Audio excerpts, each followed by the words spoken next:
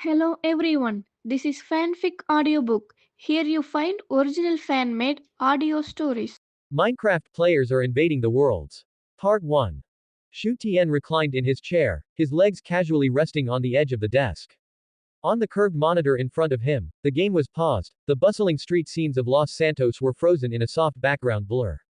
He picked up his phone from the desk, the screen lighting up as he skillfully swiped it open and entered a pinned group chat called, Single-Mindedly for Games. The group was quite lively, with several new messages popping up continuously.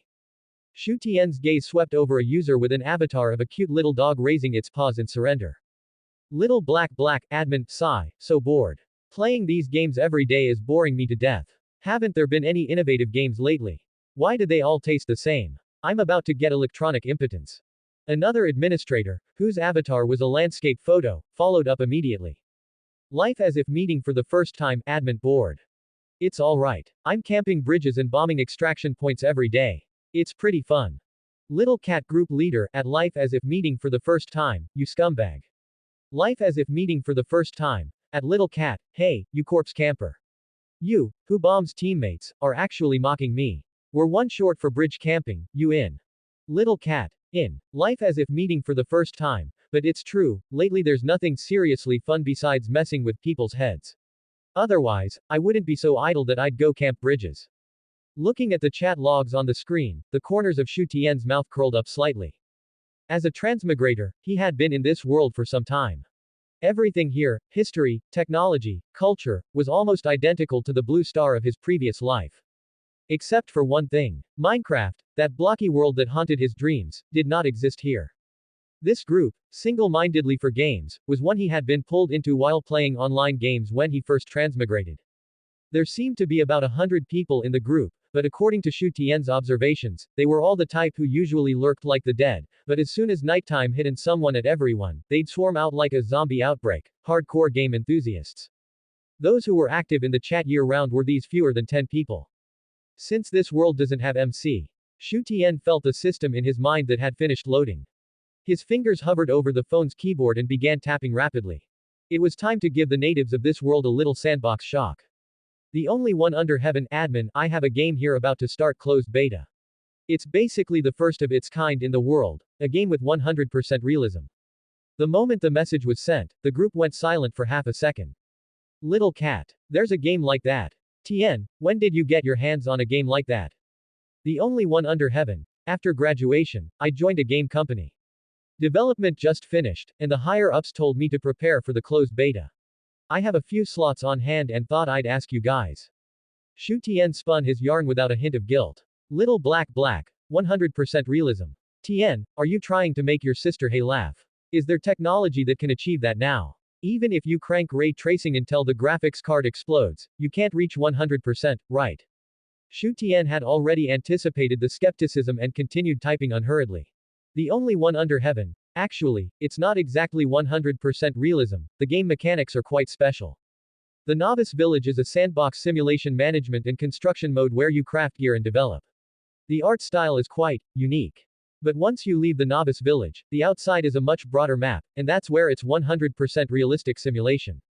Life as if meeting for the first time. You mean, it sounds like staying in the Novice Village to develop and then taking your gear out to fight. The only one under heaven, exactly. The core gameplay is just like that. Craft equipment in the Novice Village, then take that equipment to attack other maps. The maps developed by the company are huge, built entirely to the scale of Blue Star. Some maps are even larger than Blue Star. The group exploded again. Cow. That's so sick. Cow. Tian, don't lie to us. Since it's 100% realism, the Novice Village would at least have to be made very large, right? And with simulation management, every player should at least have their own territory, right? Then how big would this Novice Village have to be to accommodate everyone? Seeing Cow's doubts, Shu Tian leaned back in his chair, a confident glint in his eyes. How big? The only one under heaven, infinitely large. The map is generated in real time based on an algorithm. Little black, impressive. The simple reply carried a tone of perfunctory disbelief, as if saying, I don't believe you, but you're good at bragging. Seeing this, Shu Tian knew that just talking wouldn't convince these old hands. He switched out to the background and copied a link he had prepared long ago. The only one under heaven. This is the official website. There are actual in-game screenshots from our company on it. You can take a look.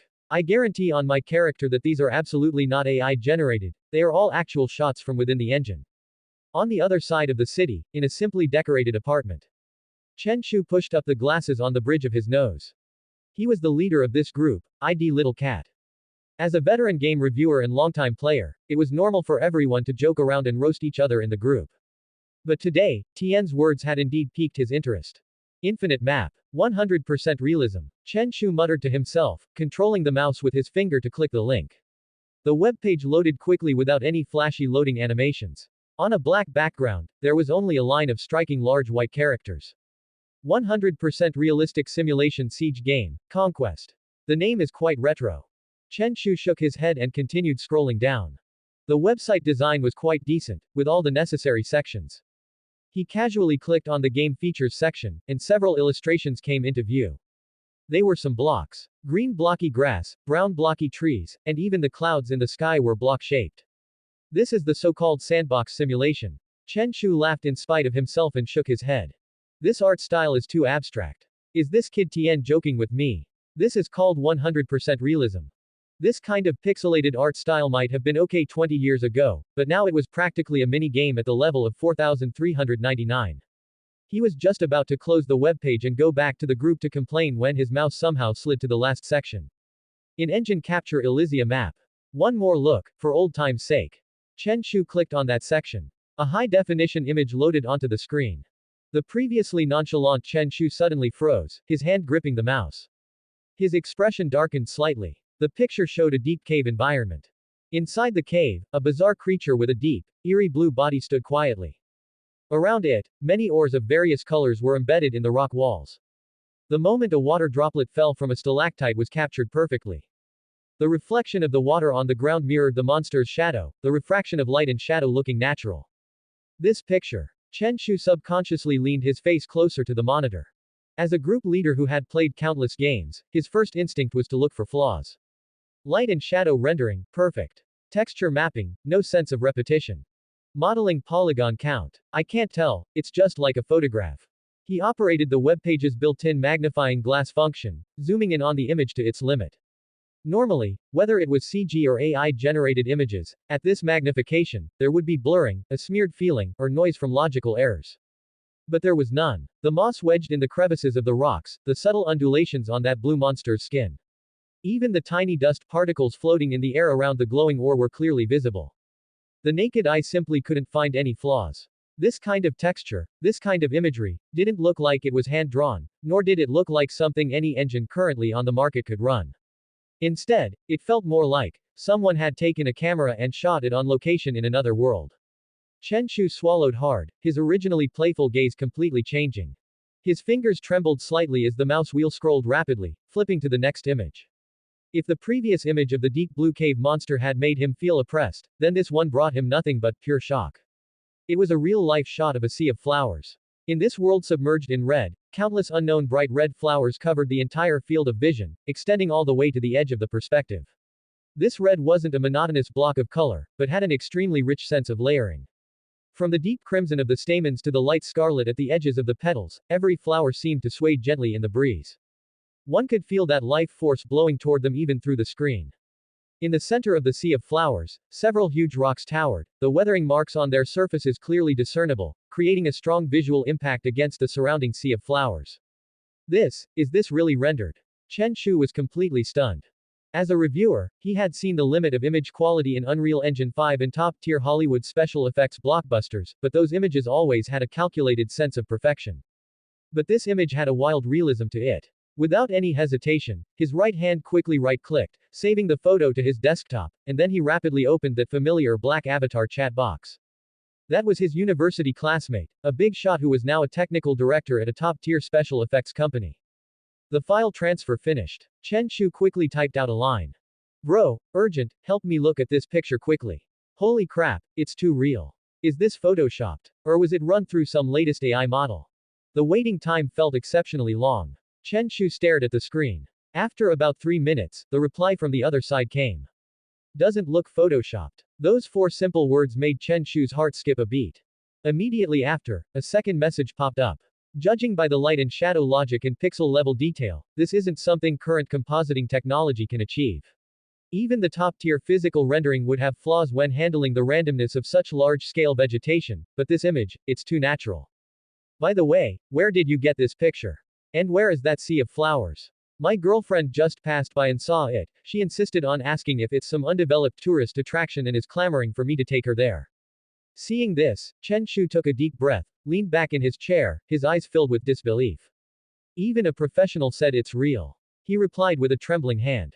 A promotional image for a new game. Quote. Impressive. The other side was clearly also thrown for a loop, replying with two concise and powerful letters. Chen Shu didn't pay any more attention to his friend's questioning. Like a madman, he switched back to the previous web page, his mouse cursor locking onto that red pre-registration application button. Click. System prompt. Pre-registration successful. Current queue. 10 out of 10. Pre-registration channel closed. Phew. Chen Shu let out a long breath. Looking at that button which had turned gray, he actually felt a sense of relief. At this moment, the single-mindedly for games group had completely exploded. Little black, holy crap, Tianja, that real-life shot is that awesome. I specifically took it to run through detection software, and I couldn't see any AI traces at all. What exactly is the background of this company of yours? Lost and helpless. Stop calling it fake. I've seen this picture, it's absolutely top tier, not a single problem. AI and hand drawing definitely don't have this feeling. That natural sense of clutter is just perfect. Cow, but it's strange. Could those pixelated block pictures from before be that so-called beginner village? The disconnect in art style is way too strong, isn't it? Little cat, it's definitely real. I asked a friend of mine who does special effects. There are no signs of photoshopping, it's absolutely real. I've already pre-registered. Brothers, if you're slow, you'll miss out. Watching the change in attitude of these old-timers from skepticism to shock on the screen, Shu Tian sat in front of the computer with a faint smile curling at the corner of his mouth. The fish have taken the bait. He placed both hands on the keyboard and unhurriedly typed out a line. The only one under heaven. Currently, the company only has 10 spots, and closed beta resources are limited. For those of you who just successfully pre-registered, private message me your registration codes and shipping addresses. I'll have the company send you the helmets. As soon as this sentence came out, there was another commotion in the group. Little black, helmets. Not for PC. The only one under heaven, of course not. Since it's been said to be 100% realistic, it's definitely a full-spectrum virtual experience. How could a keyboard and mouse achieve that kind of immersion? Chi Ming, no. Even helmets are involved. Is there any company now that can achieve full dive? Or is it those VR glasses? Facing Chi Ming's rational skepticism, Shu Tian chose to ignore it. Explaining too much was not as good as getting the actual product in hand. Once the helmets were sent out, the facts would prove everything. Soon, the private message icon began to flash. Little cat. Address sent. Is it cash on delivery? Lost and helpless. Sent. Hurry up. Little black. Address given. If you dare to lie to your sister, I'll track you down and get real with you in person. Cow. At little black, begging sister hey to get real. Shu Tian checked the information one by one. There were still a few people in the group who had been lurking just now, but now that they saw the chat logs and thought it was interesting, they wanted to pre-register, only to find the channel closed. They were frantically tagging the only one under heaven, begging for a spot. Shu Tian could only helplessly spread his hands and reply. The only one under heaven. Nothing I can do. The company only approved 10 spots for the first batch of stability testing this time. I can't ask for more spots. Wait for the second beta. In truth, there was no such company, it was simply that the system currently only had 10 Soul Link channels open. He summoned the system interface in his mind. System, I've got all 10 addresses. Remember to send out the helmets. These are my first batch of laborers, so don't lose them in transit. Spatial delivery in progress. All gaming helmets will be accurately delivered to the specified locations within 2 days. Shu Tian nodded in satisfaction. To put it bluntly, the core function of this system was to smuggle the souls of these players into an alternate world and then let him lead them to conquer it. To protect their consciousness, the system would provide them with a shell named Steve. Shu Tian knew very well that without the system's assistance, if these players went to the other world empty-handed, they would be bullied into quitting the game even with infinite resurrections. Although he hadn't been to that world, he could catch a glimpse of it from the system's data, knights who could use magic, mutated magical beasts. Letting a group of players who only knew how to shout, 666, fight those things. They would be nothing but fodder. At least this system has a bit of a conscience. Shu Tian breathed a small sigh of relief as he looked at the locked icons in the system mall. He had to enable some mods for them if they were to have any chance in this fight. Otherwise, let them go up against mages in diamond armor. Wouldn't that be seeking death? Shu Tian complained. Just then, his gaze fell on the taskbar that the system had just refreshed. Newbie Quest 1. Successfully guide at least 5 players to log into the game. Quest reward. 100 energy points. Extra unlock. Skin mod built-in character customization system.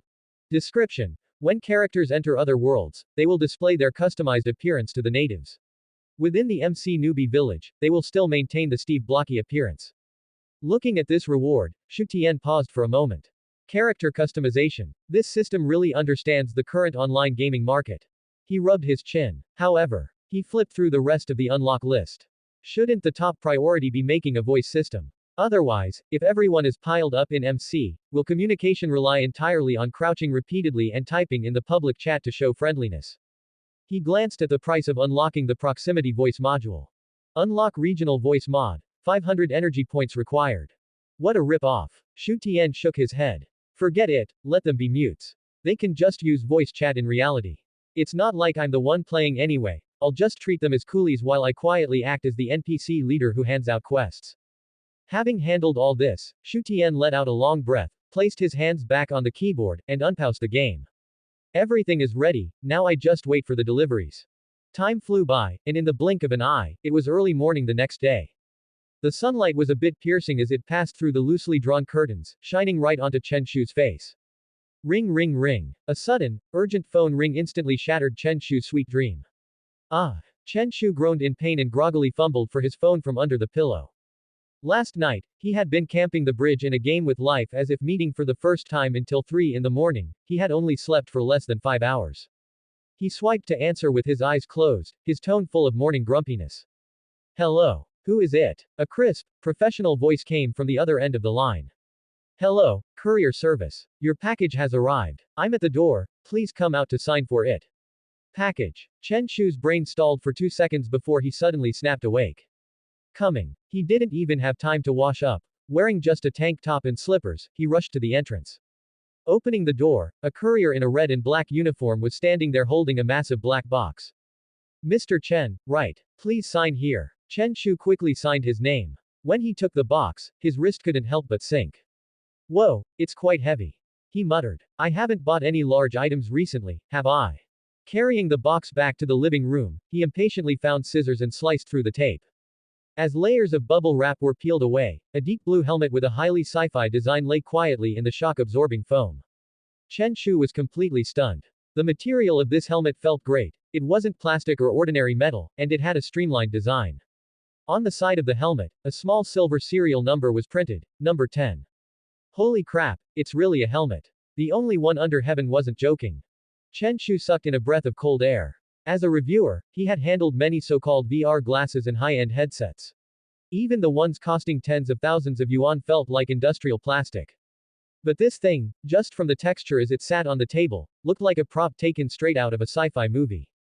He immediately took out his phone, snapped a photo of the helmet, and sent it to the group.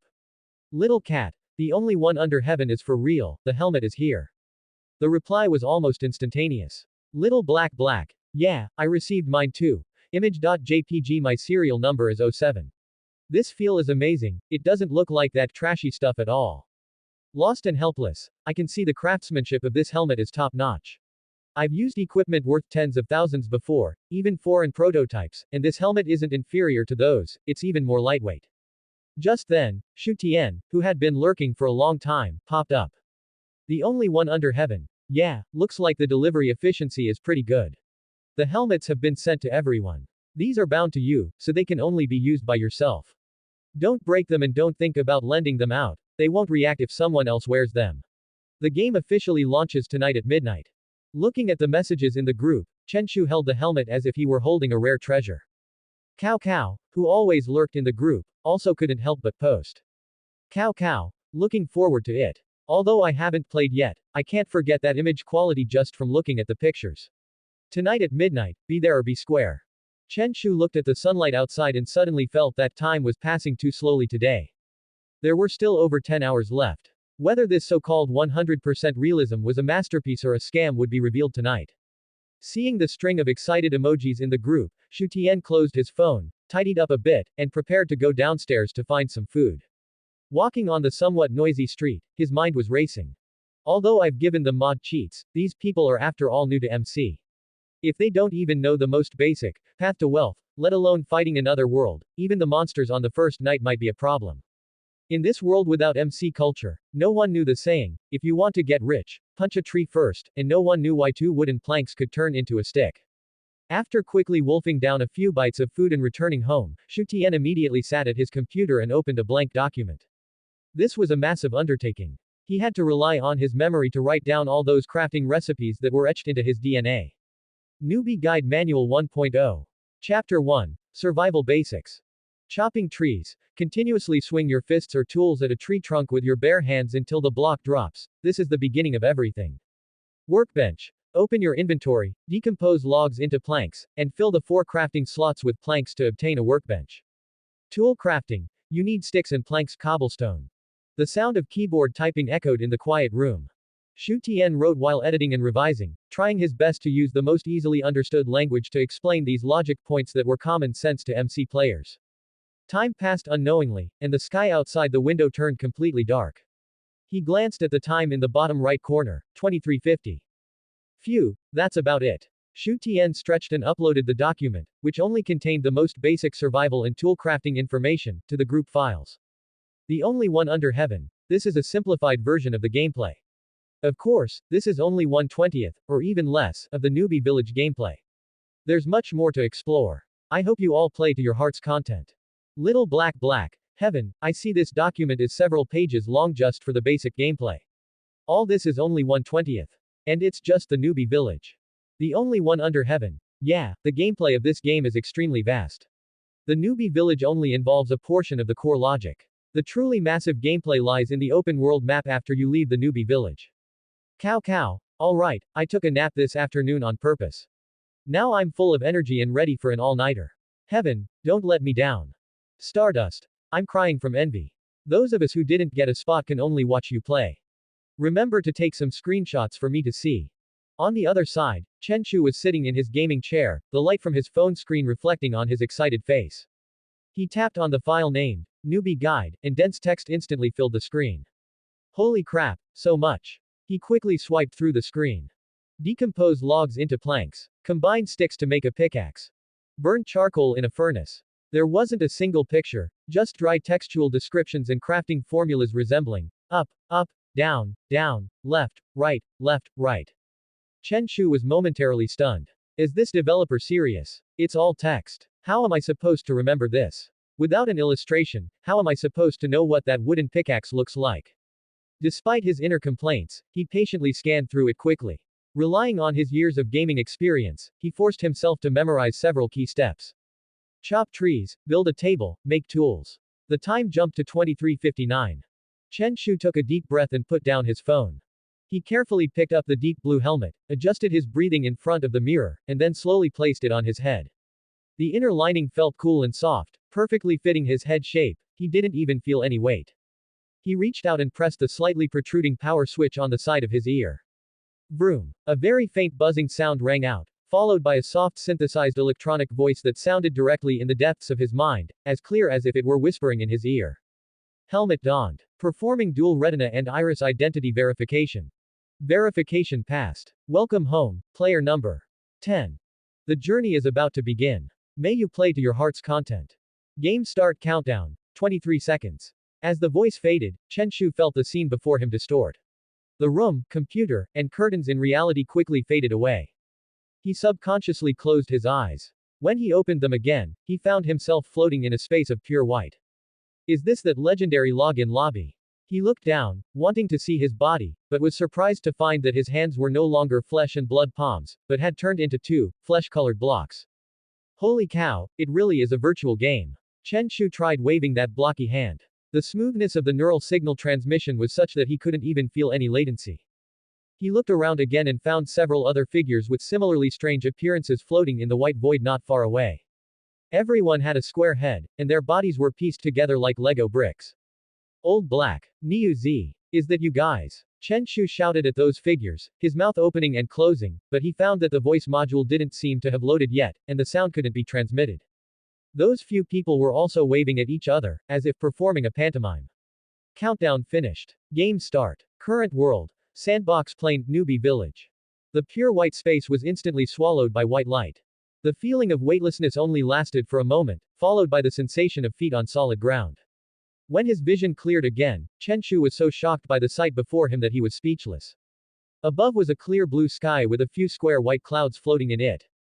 Beneath his feet was green grass. Every blade of grass looked like a texture made of pixels, yet it had the real feel of grass blades.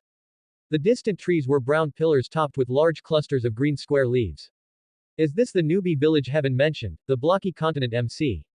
Chen Shu murmured to himself. Although the art style was as simple and abstract as seen on the official website, the impact brought by virtual reality technology when you were actually in it, feeling the breeze on your cheeks, was unparalleled.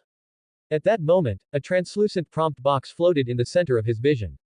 Please set your nickname. Chen Shu didn't hesitate. With a thought, he entered two familiar characters. Little cat. After confirming, a chat box immediately popped up in the bottom left corner of his vision. Little black, is that you guys? Holy crap, this feel is amazing. I can actually feel the grass under my feet being a bit prickly. Little cat. Yeah, it's me. This game seems pretty interesting. This kind of physics engine paired with this art style is a bit like magical realism.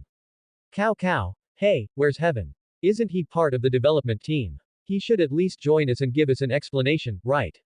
Otherwise, we're just starting out completely clueless. Lost and helpless. Maybe he's busy. But this game is so hardcore, Heaven just posted a guide and disappeared. Is he planning to just leave us to our own devices? Life as if meeting for the first time. Let's just take things as they come. Let's chop some trees first. I saw in the guide that the first rule is, if you want to get rich, punch trees first, then craft a workbench. Little black. By the way, where's that 100% realistic world? I still want to see that sea of flowers. Here, it's nothing but blocks. Although it's novel, I want to see the scenery. Little cat, maybe it hasn't been unlocked yet.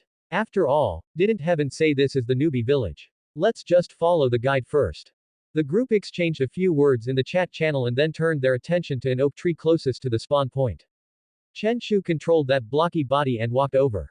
Standing in front of a tree, he raised his flesh-colored blocky right hand and tentatively moved the joints. Punching it directly with my hands. This is so unscientific. Despite his complaints, he followed the guide and swung his fist at the rough tree trunk. Thud. Accompanied by the dull sound of impact, a realistic vibration feedback came from his hand. Chen Shu was surprised to find that under his continuous punching, web-like cracks actually appeared on the hard trunk. This actually works. He increased his strength and continued punching. Pop. With a crisp sound, the log that was originally attached to the trunk instantly shrank, turning into a mini floating block that rotated slowly in the air. Chen Shu instinctively took a step forward. With a whoosh, the small block flew directly toward his body as if attracted by a magnet and vanished instantly.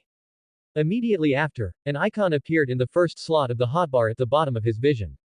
Oakwood X1. This is way too convenient. Looking at the icon, Chen Shu felt a spontaneous sense of achievement from gathering resources himself. Just as Chen Shu was about to study it, he suddenly felt a huge shove from behind. Thud.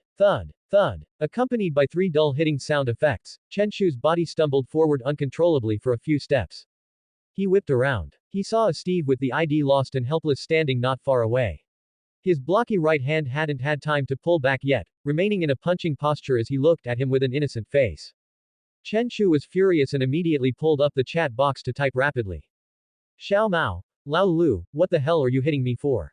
Are you sick? Lost and helpless. My bad. I just saw a health bar and wanted to see if there was friendly fire. Well, did you lose health? Only then did Chen Shu notice that as his vision focused, there was indeed a row of red heart icons at the bottom of his field of view. Looking closely, of the original 10 bright red hearts, the one on the far right had now turned grayish black. Xiao Mao. One turned black, there is damage, so stop messing around. Who knows if you'll drop your gear when you die in this game. Lost and helpless. Hee, got it. I won't do it again. Chen Shu gave him an annoyed look, but his gaze involuntarily fell on the row of drumstick-shaped icons next to the health bar. That was the hunger bar mentioned in the guide. At this moment, as that black heart began to slowly turn red and recover, the row of drumstick icons seemed to quiver very slightly. Xiao Mao. The mechanic is that you automatically heal when your hunger bar is full. Everyone, hurry up and develop. Let's follow the guide and make some tools first, stop running around. In the real world, inside the bedroom, Shu Tian was still leaning lazily on his chair, listening to the system notification sounding in his mind. Novice Mission 1 completed. Reward issued, 100 energy points. Skin mod unlocked built-in face customization system. System prompt. The currently unlocked mod is a public mod. Open it for player use. Shu Tian was stunned for a moment and asked. Open mod. You mean there are ones that aren't open? Answering host. Yes. So-called open mods are basic functions that all players can enjoy for free after the host unlocks them. As for other functional mods, such as industrial, magic, firearms, etc., the host only obtains server authorization after unlocking them. If players wish to use them, they must consume in-game currency to purchase personal permissions for themselves, and mod permissions are not shared between players, they must be purchased individually. After hearing this explanation, Shu Tian couldn't help but nod, a smile curling at the corners of his mouth. I see. This system isn't just exploitative toward me, it's exploitative toward everyone. This logic was a perfect closed loop. Him unlocking a mod was equivalent to getting the distribution rights. If players wanted to play more advanced content, they had to spend money to buy a license from him. Furthermore, this license was bound to the individual, so it wasn't possible for one person to buy it for the whole server to enjoy. That explains everything. Shu Tian rubbed his chin and analyzed. If there's competition, it can stimulate their grind. If all mods were shared, it would turn into a communal pot style of play, and they'd probably get bored in a few days. Looking at the screen full of grayed out, locked icons in the system mall, Shu Tian seemed to see a group of excellent laborers crazily grinding missions just to unlock new mods. By the way, system, is this why you had me design an in-game currency system before? This mod purchase mechanic is essentially used to recycle the currency in the player's hands, forming an economic cycle and ultimately increasing the collection efficiency of soul energy. Correct. The host issues missions and rewards players with the corresponding currency.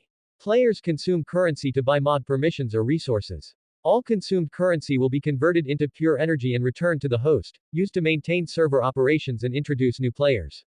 A perfect closed loop. Shu Tian praised. Even a capitalist would call this professional. Since the mechanic was clear, it was time for the real business.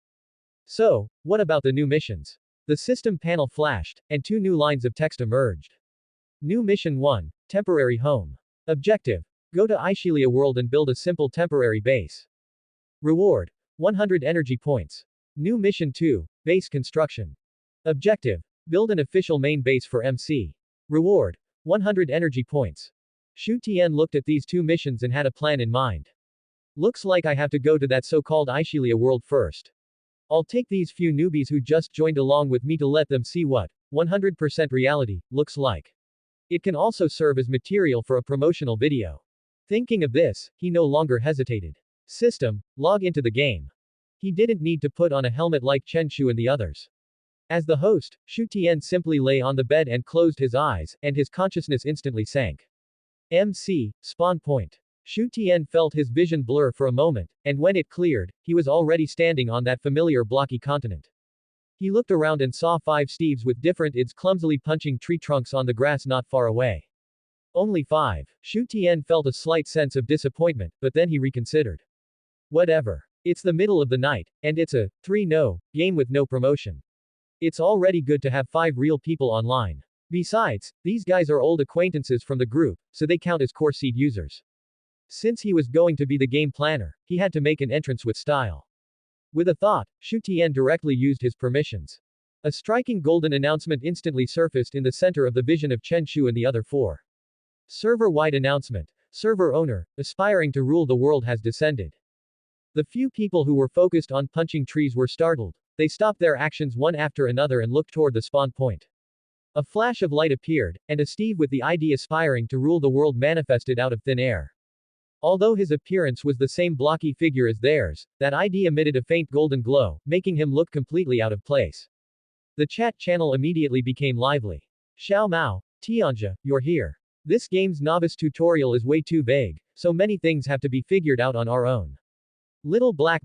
Right, Tianja, how do we get to that real world mentioned on the official website? Seeing their inquiries, Shu Tian did not type a reply in the chat box.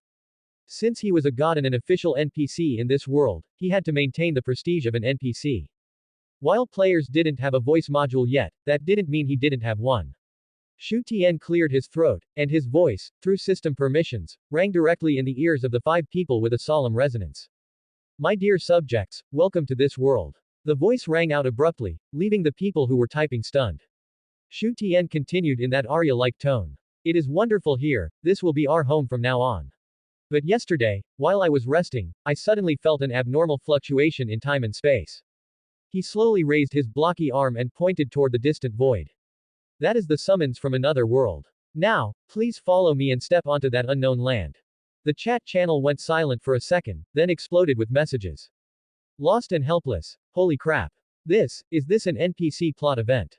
Cow cow. The voice definitely sounds like Tianja's, but this tone, why does it feel like his account was hacked? Or does their company just use his voice acting? Xiao Mao. Tianja is actually a voice actor. It must be a story mode, right? He said he's taking us to another world. Life as if meeting for the first time, who cares? Let's go check it out. Tianja bragged before that it was a 100% realistic world. Although they were joking, their bodies were very honest. They chatted while controlling their steves to gather around Shu Tian. Once all 5 had arrived, Shu Tian spoke no more. He pressed his hands down into the air, communicating with the system through his mind. Buzz. The space in front suddenly rippled like the surface of water, and then, a purple light tore through the air of the blocky world. A primitive-looking portal emitting particle effects emerged out of thin air. But this wasn't an obsidian gate like in MC, it was a vortex that looked more like a rift in time and space. The 5 people watched this scene, subconsciously holding their breath. Shu Tian turned around, looked at these 5 fledgling, 4th calamities, and said in a deep voice. Follow me, my subjects. Let us go and conquest that world together. After saying that, he didn't hesitate and stepped directly into the purple vortex, his figure vanishing instantly. The remaining 5 looked at each other. Xiao Mao. Brothers, charge. Little Black Black. For the Sea of Flowers, charge. 5 blocky figures scrambled to rush into the portal. His vision blurred for just a moment, and then, a system notification sounded in his mind. Skin mod loading complete. Detected that the host is entering the real world for the first time. Please perform character customization. Shu Tian looked at the semi-transparent interface appearing before him, somewhat surprised. The screen no longer showed that blocky-headed Steve, but a base model with normal human proportions. Character customization. This is pretty good. Shu Tian calculated in his mind. Even though I'm still playing an NPC, if I want to come down and play for myself later, I can't keep walking around with a square head, can I? That would make it obvious that I'm the official. Thinking of this, he moved his thoughts and began to adjust the model. As a veteran lover of aesthetics, he unceremoniously followed his own facial features and cranked the handsomeness value to the max. Done. As the customization was completed, the surrounding white light quickly receded. Loading Elysia Plain. The next second, Shu Tian felt solid ground beneath his feet, and a gust of moist air carrying the fragrance of grass and wood hit his face. He slowly opened his eyes and was instantly so shocked by the sight before him that he stopped breathing. This was a dense primeval forest. The sunlight overhead was no longer a white square, but golden, realistic rays of light spilling down through the gaps in the layered leaves. The distant birdsong was crisp and pleasant, and he could even hear the rustling of the wind through the treetops. This feeling, this atmosphere, it's practically more real than reality. Shu Tian looked down at his body, it was still that familiar blocky Steve image. Just then, the vortex behind him rippled again, and several figures stepped out one after another. 4 men and 1 woman. They were no longer blocky people from the Minecraft world, they had become humans with real flesh and blood, wearing uniform blue t-shirts. This was the effect after the skin mod loaded. In the other world, players would appear in a realistic form. Chen Shu was the first to walk out. As soon as he landed, before he could even see his teammates clearly, his gaze was death-gripped by the surrounding scenery. Holy crap. He subconsciously blurted out a curse, his voice trembling with excitement. This is too well restored, isn't it? This light, the texture of the tree bark, is this really a game humans can make? Immediately after, the others also came to their senses, and the messages in the channel exploded instantly. Little Black Black. This game is incredible. With this invincible graphics quality, plus that hardcore gameplay in the novice village, if this game doesn't blow up, I'll find a building and jump off. Yang Qinyu controlled the tall female character named Little Black Black and spun around twice. Her long hair flowed naturally with her movements without any clipping. Little Black Black, can we touch all of this? I'm going to try. She walked quickly to a massive ancient tree nearby and raised her hand. It was no longer a blocky hand, but a slender, fair palm. She tentatively placed her hand against the rough bark and stroked it gently. I can feel it, it's really real, exactly the same as an arm in reality. Yang Qinyu murmured to herself. Then, her gaze sharpened, and she suddenly smashed her fist against the tree trunk. Bang! The trunk shook slightly, and a few leaves slowly drifted down. No sense of pain, but there is resistance feedback. She typed quickly in the channel. It seems this is how the mechanics work. It has a sense of reality but blocks out pain. Perfect. Lost and helpless. Awesome. This game is truly invincible. Sister, hey, I support you. If this game doesn't blow up, I'll jump with you. Cow cow, how do you take screenshots in this game? With such good scenery, I'll show it off in the group later. It'll definitely make those who didn't grab a spot die of envy. Little cat. It seems there's no screenshot system. Wait, found it. The menu has built-in screenshot and video recording functions, and it's even in 8K resolution. Watching the players look around like Granny Lu entering the Grand View Garden, Shu Tian didn't disturb their excitement. After all, even he himself was shocked by this place. However, as the guide, he still had to follow the necessary procedures. Shu Tian controlled Steve to slowly turn around, facing the 5 people, and cleared his throat.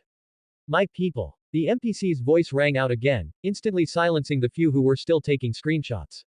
Welcome to the Elysia continent. Shu Tian pointed at the vast forest, his tone impassioned. Our goal is the conquest of this continent, but I have a premonition that more crises are waiting for us in the shadows. Now, for the sake of conquest, let us take the first step. As soon as he finished speaking, a system prompt sounded in Shu Tian's mind. Host's intent detected. Would you like to issue the novice quests? Issue them. Shu Tian thought to himself. The next second, a golden quest panel popped up in the center of the 5 players' vision simultaneously. Main Quest 1. Build MC Home. Sub-Quest 1. Resource Stockpiling Wood. Objective. Collect various logs such as oak wood and birch. Reward. For every 10 stacks of logs turned in, receive 1 gold coin. Sub-Quest 2. Resource Stockpiling Stone. Objective. Collect cobblestone. Reward. For every 10 stacks of cobblestone turned in, receive 1 gold coin. Note.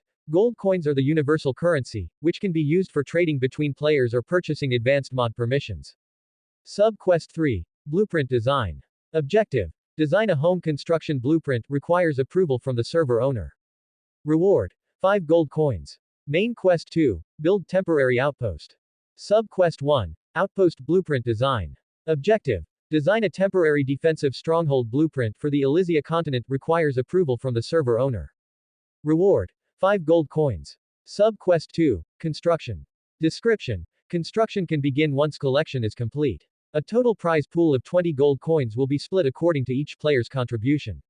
Looking at the quest list that suddenly popped up, the players were instantly excited. Little cat. The degree of freedom in this game looks so high. They don't even give ready-made blueprints, they want us to design them ourselves. And 2 bases. Lost and helpless. Not bad. One is the main base back on the MC side, and the other is the outpost here. Interesting, looks like we'll be running back and forth. Cow cow. So, which of you can design blueprints? I only know how to move bricks. Little black black. I know architectural design. I've built main cities in other games before, but I don't quite understand the physical structure of this game yet. After all, the load-bearing logic of these blocks might be different.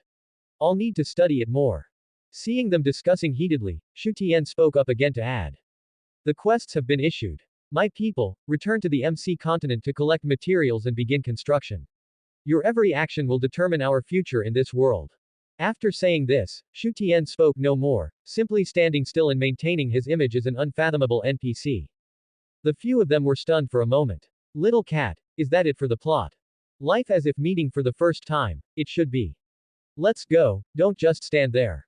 Didn't you see what the quest said? We need to go back to the MC side to collect materials. The few of them took a reluctant look at the realistic forest and then turned to walk toward the vortex. At this moment, the other end of the portal was no longer a purple void but a clearly visible block continent. Passing through the vortex, the sensation of real flesh and blood instantly vanished, replaced by the peculiar tactile sensation of a blocky body. The 5 of them turned back into square-headed Steves. Only now did everyone have the time to carefully study the quest rewards from just now. Lost and helpless. Wait, 10 stacks of wood for only 1 gold coin. Cow cow. I noticed that too. I saw in a guide that a stack is 64, so 10 stacks is 640 pieces of wood. The game's planners are so black-hearted, aren't they? Little cat. Nothing we can do. Resources are bound to be scarce during the early development phase, and these gold coins can even buy mods, so they must be very valuable. Stop complaining and let's divide the work. Little cat. How about this? We'll split into 2 groups. One team will go chop trees, and the other will go mine stone. Since we're building a house, both are indispensable. Little black. Mine what stone? We don't even have a pickaxe in our hands yet. Didn't the guide say? We need to develop for a bit first. Lost and helpless. True. Having equipment will definitely be more efficient. Sharpening the axe doesn't delay the woodcutting. Cow. Then what are we waiting for? Let's go, let's strip this surrounding forest bare first. After a brief discussion, the 5 Steves rushed toward the oakwood forest around the spawn point with a swaggering gait. The thumping sounds of tree punching instantly echoed across the block continent. Watching the 5 Steves rush into the forest like industrious worker ants carrying crude tools, Shu Tian nodded with satisfaction. This kind of self-discipline is simply the dream of every capitalist for a perfect employee. Since the players had already entered work mode, there was no need for him, the official NPC, to keep standing there acting aloof. Shu Tian controlled his Steve body and turned to walk toward the Elysia continent. This otherworldly continent was equally full of unknowns for him. Sunlight filtered through the gaps in the leaves onto his blocky head, and every step on the pile of fallen leaves made a crisp sound. The tactile sensation is nice. He explored along the edge of the forest, and after confirming there were no dangerous high-tier magic beasts nearby for the time being, he willed himself to teleport directly back to the MC continent. In the block world at this time, those 5 people had long since vanished to who knows where. Shu Tian opened the chat channel and saw the messages scrolling by rapidly. Little cat. Here's the pickaxe for you guys. Old Six and I will go chop trees, you guys mine some stone first. Lost and helpless. I gave mine to you guys too, it still has half durability left. Life as if meeting for the first time, I gave you guys the axe. I'm going over there to see if there are any other resources. Little black. No, this is too slow. How about we start a voice chat? Typing while playing is simply anti-human, it drags down the pace too much. Cow. Sure. I see this helmet system actually has a built-in browser and social media interface. We can log in directly.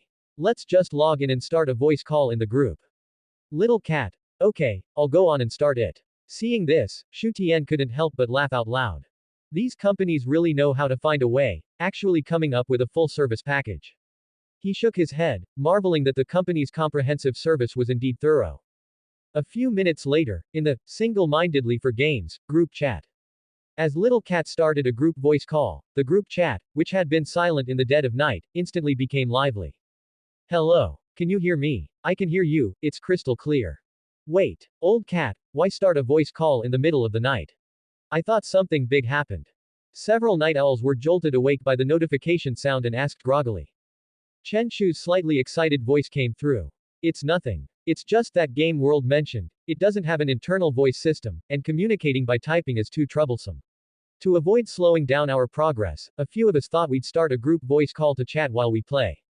Upon hearing about that game, the few who were still a bit drowsy instantly perked up. Whoa, that game really launched. How is it, old cat? Is it any good? Is it like those live-action shots? Before Chen Shu could answer, a crisp and pleasant female voice spoke up first. It was Yang Qinyu. What do you mean, is it any good? It's maxed out. If this game were released, all those so-called AAA masterpieces on the market would have to step aside. It would hit number 1 in the world without any suspense. This bold statement instantly set the group chat ablaze. Sister, hey, for real. Such a high evaluation. Next, the steady male voice of Lost and Helpless also turned on his mic.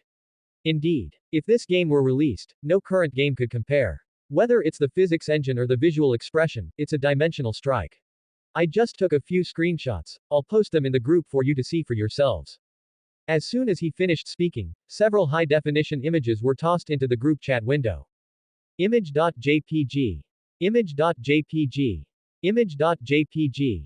The 50 or so lurkers in the group were instantly drawn out.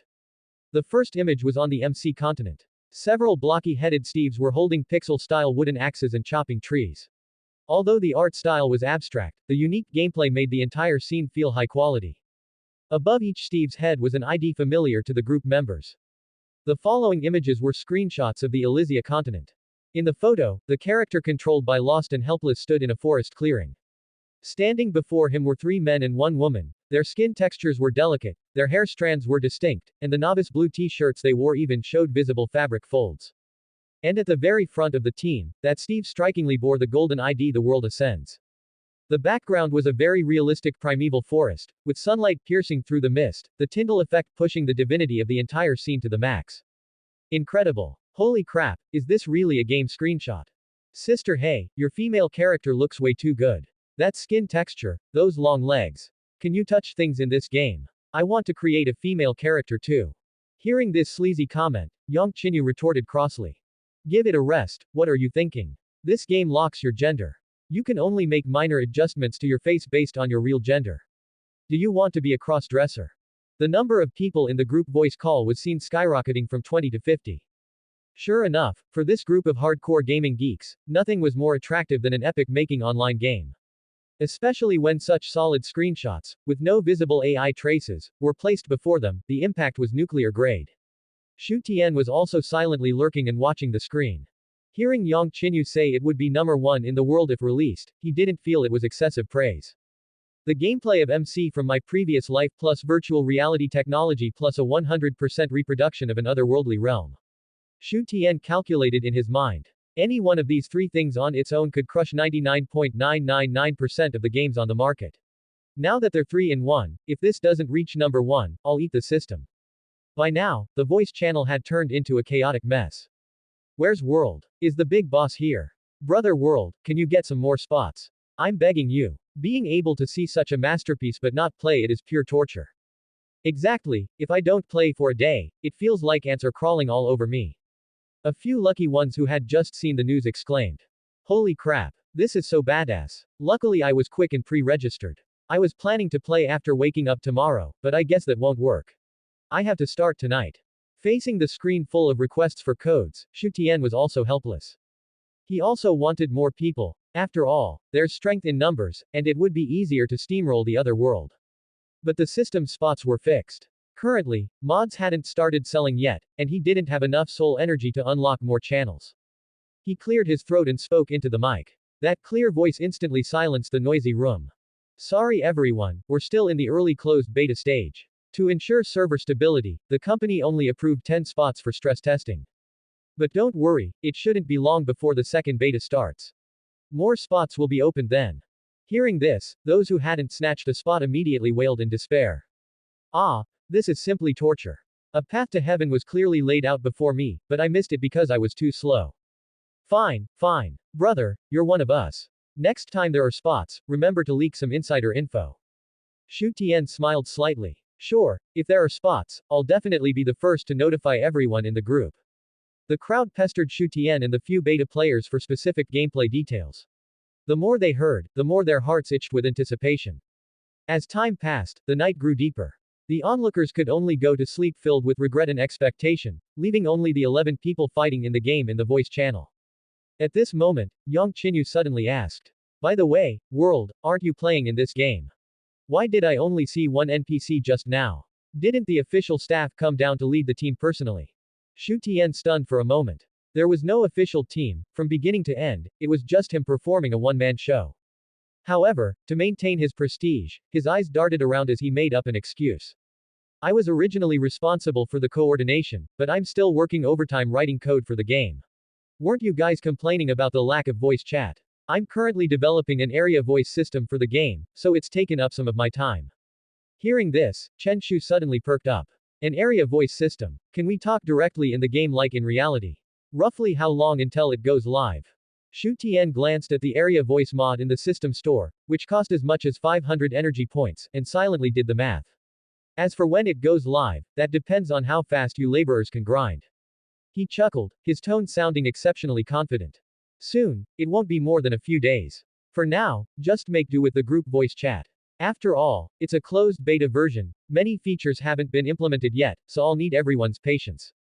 Everyone nodded in understanding, some even began to comfort him in turn. It's fine, it's fine. The graphics and gameplay are already top tier. Quality takes time, after all. Exactly. Tianja, you go ahead and handle your business. We'll strip these few trees bare first. As Shu Tian's avatar dimmed in the voice channel, things temporarily came to a close. Shu Tian went to sleep, but for beta testers like Chen Shu who had just gotten a taste of the game, the nightlife was only just beginning. MC Continent, the edge of the forest near the spawn point. Bang! Crash! As Chen Shu collected the last log, the tall oak tree in front of him lost its wood, and its massive canopy began to disintegrate. The green blocky leaves began to wither and disappear. Accompanied by a crisp sound effect, several small items dropped onto the grass. Chen Shu stepped forward. It was a bright green sapling and a red apple. After picking up the items, Chen Shu stopped in his tracks. Looking at the neatly stacked logs in his inventory, he suddenly fell into deep thought. Lost and helpless's voice came through the headset, accompanied by the thumping sound of him chopping trees. What's wrong, old cat? Did you disconnect? Why'd you stop chopping? Chen Shu hesitated, looking at the small clearing they had already leveled, and spoke slowly. Hey, Lao Lu, what do you think would happen if we chopped down all the trees around here? Lost and Helpless replied casually. Then we'd have a backpack full of oak wood, and we could take the gold coins to buy mods. A low chuckle came from the voice channel. Chen Shu smiled as well, but his tone was serious. I don't mean that. I mean, if we clear-cut all the trees around the base, what will we do if we need wood later? Are we going to have to run a long way to haul it back every time? Lost and Helpless stopped his movements. Although it was a game, the realistic fatigue of traveling across the map was no joke. Plus, there was a hunger bar, they could actually feel hunger when it dropped. If they really stripped their doorstep bare, running several kilometers for a few pieces of wood in the future would be pure torture. True. Lost and Helpless mused. If we keep chopping, the distance will only get further. So, you mean? Chen Shu held up the oak sapling in his hand, its bright green leaves swaying gently in the sunlight. Plant trees. We need sustainable development. We should replant saplings where we've cut down trees, or in designated tree farm areas. Lost and Helpless's eyes lit up. That makes sense. One generation plants the trees, another enjoys the shade. Alright, I'll be responsible for gathering all the saplings that drop. Once we're done with this patch, we'll find a place to plant them back together. Meanwhile, in a natural cave not far from the spawn point. The environment here was much more oppressive than on the surface. The dim light made the surrounding stone walls look eerie, with only the occasional sound of dripping water echoing through the hollow cave. Cao Cao, carrying a stone pickaxe with half its durability gone, was digging vigorously at a stone wall. Clink. As a piece of cobblestone broke away, a cluster of distinct ore was revealed behind the wall. Its base color was the same grayish-white as the stone, but it was embedded with several brown metallic spots. This thing looks a bit off. Cao Cao stopped and leaned in for a closer look. The devs didn't give us any reference images, just text guides. Who knows what the hell this is? Yang Qinyu, who was clearing rubble nearby, came over and took a look by the faint light of the torch. It looks like metal ore. Why don't you try mining it? Alright. Cao Cao raised his stone pickaxe and slammed it hard against the ore. With a final crisp cracking sound, the ore shattered, dropping an irregularly shaped brown metal chunk. Yang Qinyu stepped forward, and the small item was immediately sucked into her inventory. Seeing the name displayed in her item slot, she shouted in surprise. It's raw iron. This is the iron ore the guide mentioned. Now that we have iron, can we make an iron pickaxe? Cao Cao asked excitedly. Yang Qinyu recalled Shu Tian's rudimentary document. I remember the guide said raw iron can't be used directly. It has to be smelted into iron ingots. Then hurry up and make a furnace. I'll mine the rest of these. Yang Qinyu directed. On it. Cao Cao immediately pulled a workbench from his backpack, placed it on the ground, and skillfully arranged 8 pieces of cobblestone in a circle. Furnace crafted successfully. He picked up the heavy stone furnace and placed it in a corner. Meanwhile, Yang Qinyu had finished knocking down all the iron ore exposed on the wall. She went to the furnace, opened the interface, and stuffed all the raw iron into the top ingredient slot. However, the furnace did not react. Heitzi, the guide says we need coal or charcoal for fuel. Speaking of which, this cave is so dark, and we haven't found any coal yet. What does coal even look like? Cao Cao scratched his head. Yang Qinyu was also stunned for a moment. I don't know either. She suddenly remembered something. The guide seemed to mention that wooden tools can also be used as fuel. Although the efficiency is very low. Is that nearly broken wooden pickaxe of yours still there? Reminded, Cao Cao said. Oh right, the guide did say that a wooden pickaxe's mission is to mine 3 pieces of cobblestone to make a stone pickaxe, and its remaining life is meant to be burned as firewood. He quickly rummaged through his backpack, pulled out the worn-out wooden pickaxe, and threw it into the fuel slot at the bottom of the furnace without hesitation. Whoosh! Flames rose up. The previously cold furnace chamber was instantly illuminated by firelight, dispelling the surrounding darkness. The two of them crouched in front of the furnace, staring intently as the progress bar advanced bit by bit. Soon, with a soft click, the first silvery white iron ingot was fresh out of the oven. It worked. Cao Cao pumped his fist in excitement. But a wooden pickaxe's burning time was very short, it went out right after smelting that one piece. Since we don't have coal, let's use wood planks for now.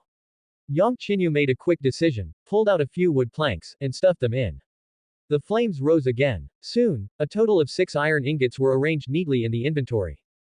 Cao Cao looked at the iron ingots shimmering with a metallic luster, feeling eager to try them out. 6 pieces is just enough for 2 iron pickaxes. One for each of us. Mining stone would definitely be faster. No way. Yang Qinyu shook her head firmly in refusal. Using an iron pickaxe to mine stone. Isn't that like using a cannon to kill a mosquito? Iron pickaxes have durability too, every swing is basically money. Iron must be used where it counts, like making an iron bucket, shears, or weapons for when we go to Elysia later. For grunt work like mining stone, just keep using cheap stone pickaxes. After all, cobblestone is everywhere. Cao Cao thought about it and felt that it made sense, so he regretfully abandoned the idea of making an iron pickaxe. Alright, I'll listen to you. Let's keep being coolies then. The two of them raised their stone pickaxes again and continued pushing deeper into the mine shaft. The clinking and clanging of mining echoed once more. After mining for a while, Yang Qinyu checked the amount of cobblestone in her backpack. She had already collected a full 10 stacks. That should be enough. She put away her pickaxe. The stone is enough to turn in the first round of the quest. You guys keep mining, I'm going back to study this game's architectural physics engine and design the blueprints for our home first. Sure, go ahead. Cao Cao didn't even look back as he continued to struggle against the stone wall in front of him.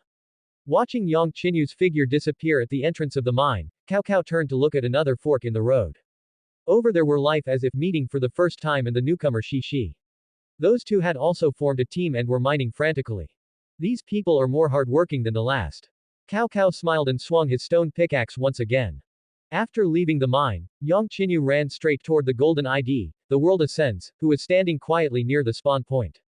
She opened the interaction panel and selected it. Submit quest. Resource stockpile, stone. As she pressed the confirmation button, the 10 neat stacks of cobblestone in her backpack were instantly cleared. Immediately after, a pleasant sound effect played, and in the currency bar at the top right of her vision, the number jumped from 0 to 1. A glittering gold coin icon flashed on the UI interface. So this is the first pot of gold in this game. Yang Qinyu sighed with emotion. It really wasn't easy. Working like an ox just for 1 coin. But now was not the time for sentimentality. Using the remaining stacks of cobblestone and dirt, she began performing simple construction tests on the open ground at the spawn point. Building high, suspending in midair, extending sideways. As an architectural design graduate, her sensitivity to spatial structures far exceeded that of ordinary people. After tinkering for a few minutes, she discovered that although this game's architectural physics engine seemed simple and crude, it actually followed a very rigorous set of logic. This anti-gravity characteristic is practically a god-tier feature for building modern architecture or fantasy-style floating cities. With a plan in mind, she immediately pulled out a piece of parchment, the system's built-in drawing tool, from her backpack and began conceptualizing the home's blueprint in her head. Since it's a temporary base, it doesn't need to be too complex. Functionality first, while keeping aesthetics in mind. After brainstorming for a while, she suddenly thought of a critical question. The block properties are like this on the MC side, but what about over in Elysia? The art style there is realistic, can these blocks still be used like this? If they weren't compatible and she had to lay bricks and mortar one by one in that realistic world like in real life, the workload would be unimaginable. Thinking of this, she immediately turned and rushed toward the portal. After the dizziness of crossing dimensions passed, real sunlight fell upon her body once again. Yang Qinyu was in no mood to admire the scenery. She immediately pulled a cobblestone block from her backpack and pressed the place button against the grass beneath her feet. Thud. A massive block of stone, exactly 1 meter in length, width, and height, appeared out of thin air on the ground. Its texture was rough and heavy, with a realistic rock grain on the surface. Yang Qinyu's eyes widened as she circled the stone block. They really are compatible, and the volume is huge. She was used to seeing blocks from the MC perspective, so she hadn't felt anything special. But when this thing became a 1 meter square solid rock placed in the real world, the sense of pressure and defensive capability was visible to the naked eye. A 1 meter thick stone wall. She touched the cold stone surface. If I lay a few more layers and make a 5-meter thick city wall, let alone wild beasts, even blasting it with cannons would be difficult, right? Having confirmed this, the heavy stone in Yang Qinyu's heart finally lifted. As long as the block system was compatible, building an outpost over there would be much simpler. When she returned to the MC continent, the sky had unknowingly darkened. The originally azure sky gradually stained with orange-red, then quickly turned to deep blue. As the last ray of sunlight disappeared over the horizon, that warm and peaceful block world instantly revealed its hideous side. Roar. Clack. Clack. Low growls and the sound of bones clashing began to echo in the surrounding darkness. Yang Qinyu glanced at the zombies and skeletons gradually spawning around her and immediately said in the voice channel. Where are you guys? It's dark, mobs are spawning. Get back here to sleep quickly, or we won't be able to progress in this environment. In the distant forest, Chenshu and Lost and Helpless were carrying wood when they were startled by a spider attack. Indeed, it's too dark to see, and these monster sounds are a bit creepy. Chenshu looked back and saw several pairs of red eyes staring intently at them from the shadows. Old Lu, stop chopping. Retreat, retreat, retreat back to the spawn point. The two didn't dare delay. They immediately put away their axes and sprinted toward the distant hilltop where the faint firelight and the golden light effect of Shu Tian's clone's ID could be seen. After a mad dash, the two climbed up a high slope. I see her, Sister He is over there. Lost and Helpless pointed at the waving figure ahead and shouted. However, just as they were about to jump directly off the slope to take a shortcut, an accident occurred. Chen Shu took the lead and jumped down. The moment he landed, he suddenly discovered a strange green creature with 4 short legs standing in the grass by his feet. It had no arms, and its miserable, frowning face was turned toward Chen Shu. Hiss hiss hiss. It was a sound like a fuse burning. Chen Shu's scalp instantly tingled as a sense of dread welled up within him. Even though he had never played MC, this sound instinctively made him feel that something was wrong.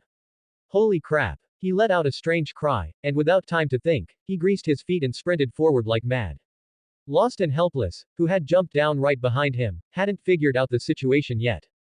What's wrong, old cat? Why are you running? Before he could finish his sentence, he saw the green monster, whose fuse had already been triggered by Chen Shu, its body beginning to swell and turn white, looking at him with a kind expression as he landed.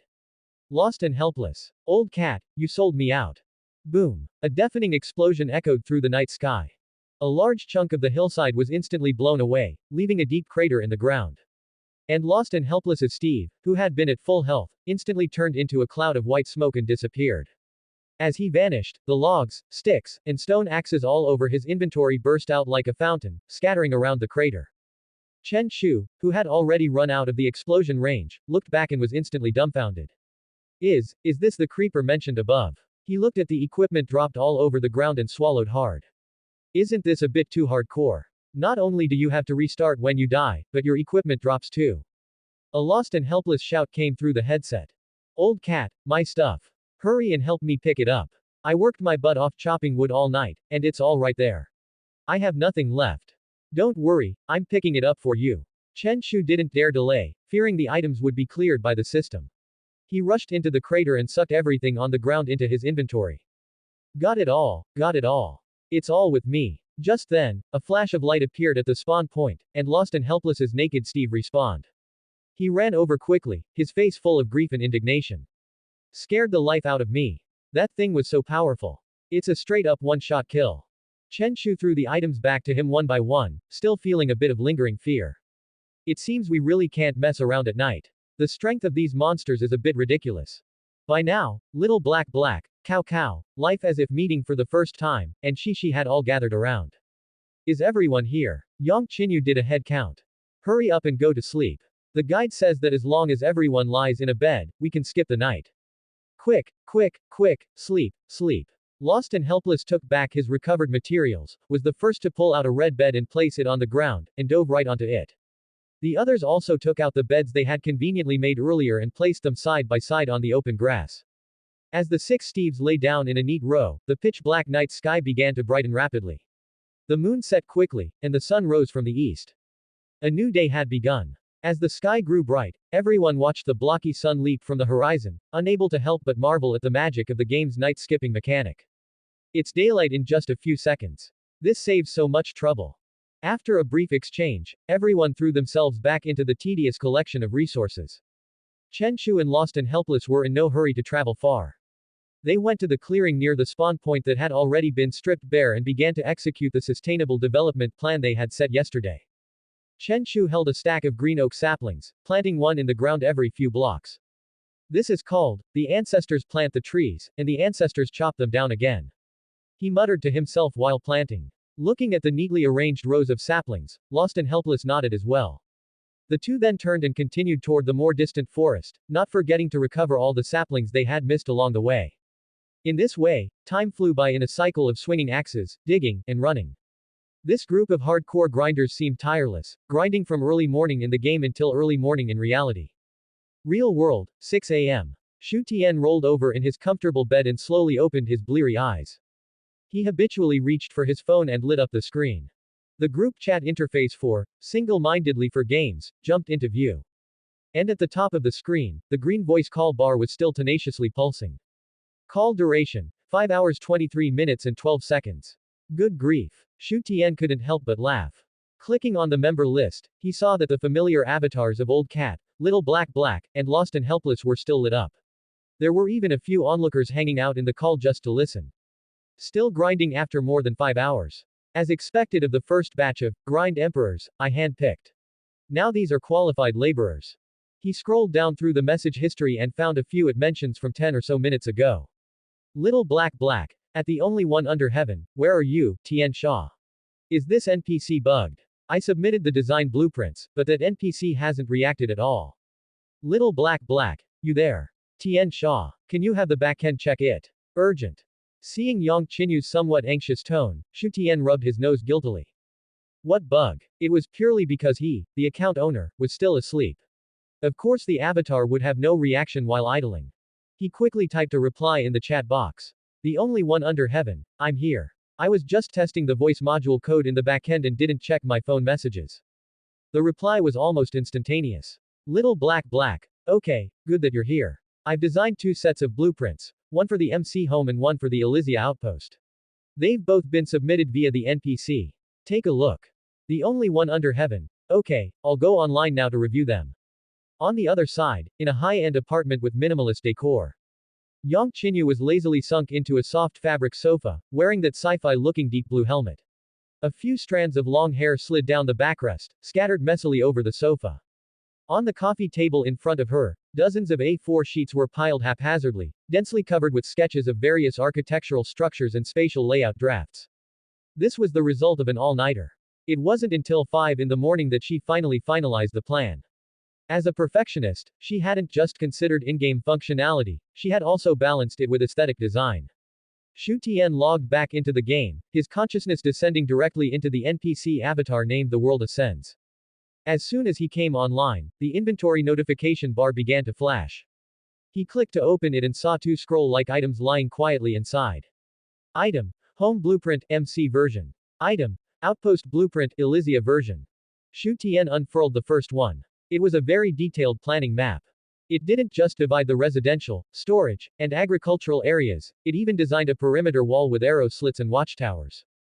The architectural style was practical yet aesthetic, making full use of the characteristics of MC blocks.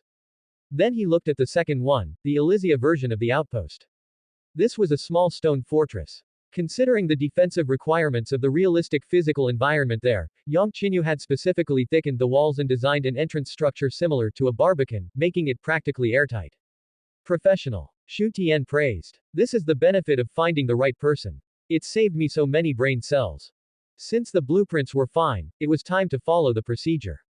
System, based on these 2 blueprints, calculate the total building materials required, then issue the construction mission to them. Scanning blueprint structures. Calculation complete. Detected that existing materials submitted by players to the warehouse and in their inventories meet the Phase 1 construction requirements. Settle the resource collection mission. Shu Tian nodded. Settle it. Tell them to stop digging, the real business is getting the house built. Deep in the forest, Chen Shu was swinging what must have been his dozen-something stone axe, performing the final execution on a massive birch tree. The terrain here was already vastly different from when he first arrived. The originally chaotic primeval forest had now become a neat and uniform man-made plantation.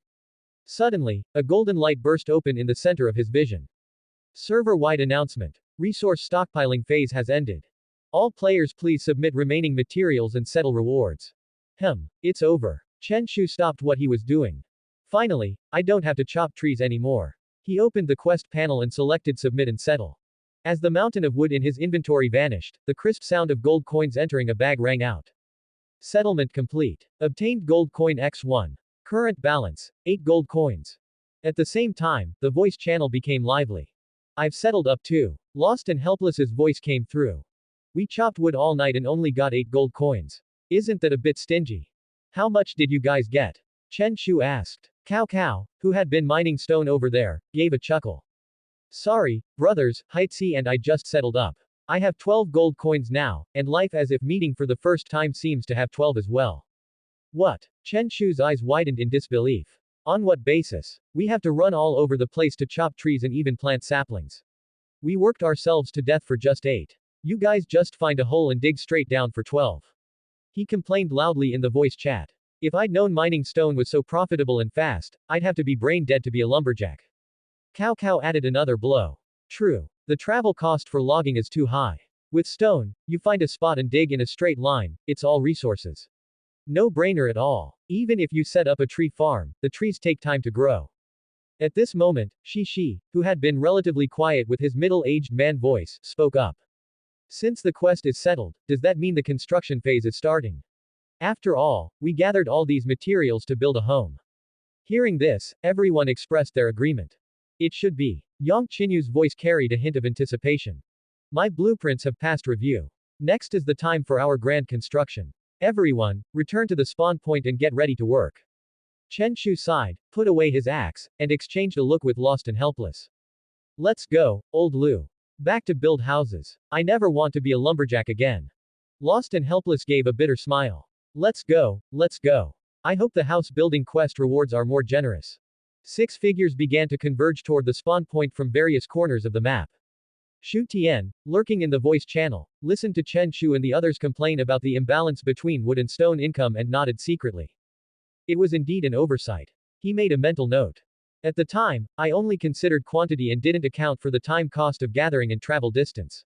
Next time I issue a quest, I need to increase gold appropriately based on gathering speed and difficulty. Otherwise, who would be willing to be a lumberjack? If everyone goes to mine stone, will all the houses be built of stone in the future? Seeing that everyone had gathered, Shu Tian controlled the World Ascends NPC and led the 6 players to a high mountain near the spawn point. A small river flowed in front of them, and the view was wide. It was a prime location. Shu Tian cleared his throat and spoke in that authoritative NPC tone. My dear subjects, you have proven your diligence. This place shall be our future home. Now, level this land and let our civilization take root here. As soon as he finished speaking, a new quest window appeared before everyone. Quest. Level the land. Objective. Flatten the high ground within the designated area and fill in the hollows to create a level surface. Reward. 30 gold coins distributed according to each player's contribution. Looking at the quest panel, everyone quickly did the math in their heads. 30 for leveling, plus the 20 mentioned before for the construction quest, that's a total prize pool of 50 gold coins. Split among 6 people, each person can still get a decent amount on average. Everyone looked at each other.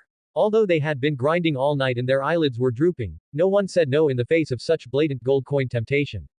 Then let's start. Chen Shu sighed and pulled a stone shovel from his inventory. If I play much longer, I don't think I'll be able to hold on. Pulling an all-nighter really hurts the body. Yang Qinyu also rubbed her throbbing temples, her voice carrying a trace of exhaustion.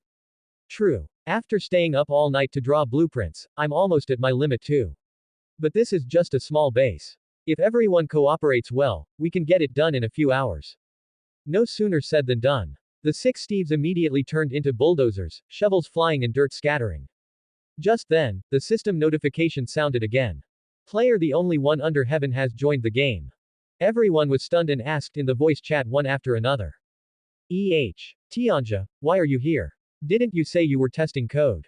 Shu Tian smiled and controlled Steve to run over from the spawn point, holding a brand new iron shovel in his hand. I came in to do some field testing and lend a hand. After all, I'm a player of this game too. I can't just watch you guys do all the work. Hearing these words, everyone felt much better. Although they knew he was part of the official team, his attitude was truly commendable, with no air of superiority at all. As usual, someone asked a question. So when will the in-game voice system be up? Shu Tian perfunctorily replied while skillfully filling a hole.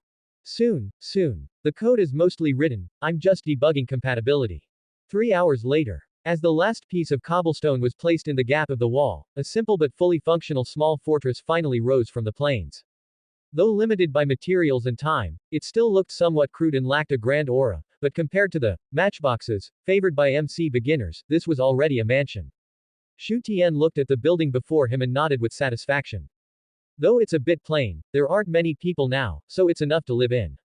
He evaluated it in his mind. When there are more people in the future, it won't be too late to build those wonder-style structures. Just then, the wonderful system notification rang in his mind. Congratulations host, the quest, base construction, is complete. Reward issued, energy points x 100. New mod unlocked, artisan craft. Description. This mod adds various advanced workbenches, including a new casting table. It supports smelting materials, alloy ratios, and allows players to customize and forge tools and weapons. Added to mod library. Would you like to list this mod in the mod store? Shu Tian did not hesitate. List it. The next second, in the corner of every online player's vision, the store icon, which had been grayed out, suddenly flashed with a red dot. Someone immediately exclaimed in the voice channel. The mod store updated. I remember everything was locked before, but now one seems to be lit up. Shu Tian interjected at the right time. Yeah, I've already done internal testing on that mod.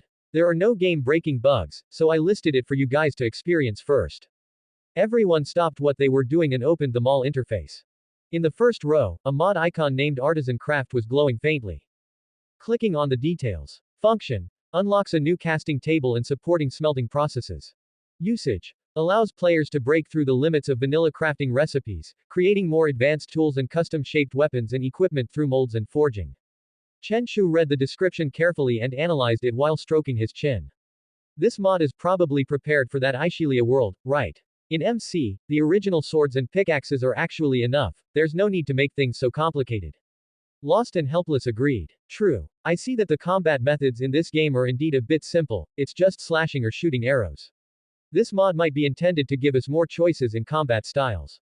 Yang Qinyu's perspective was more professional. Exactly. Some people like using spears, while others prefer daggers.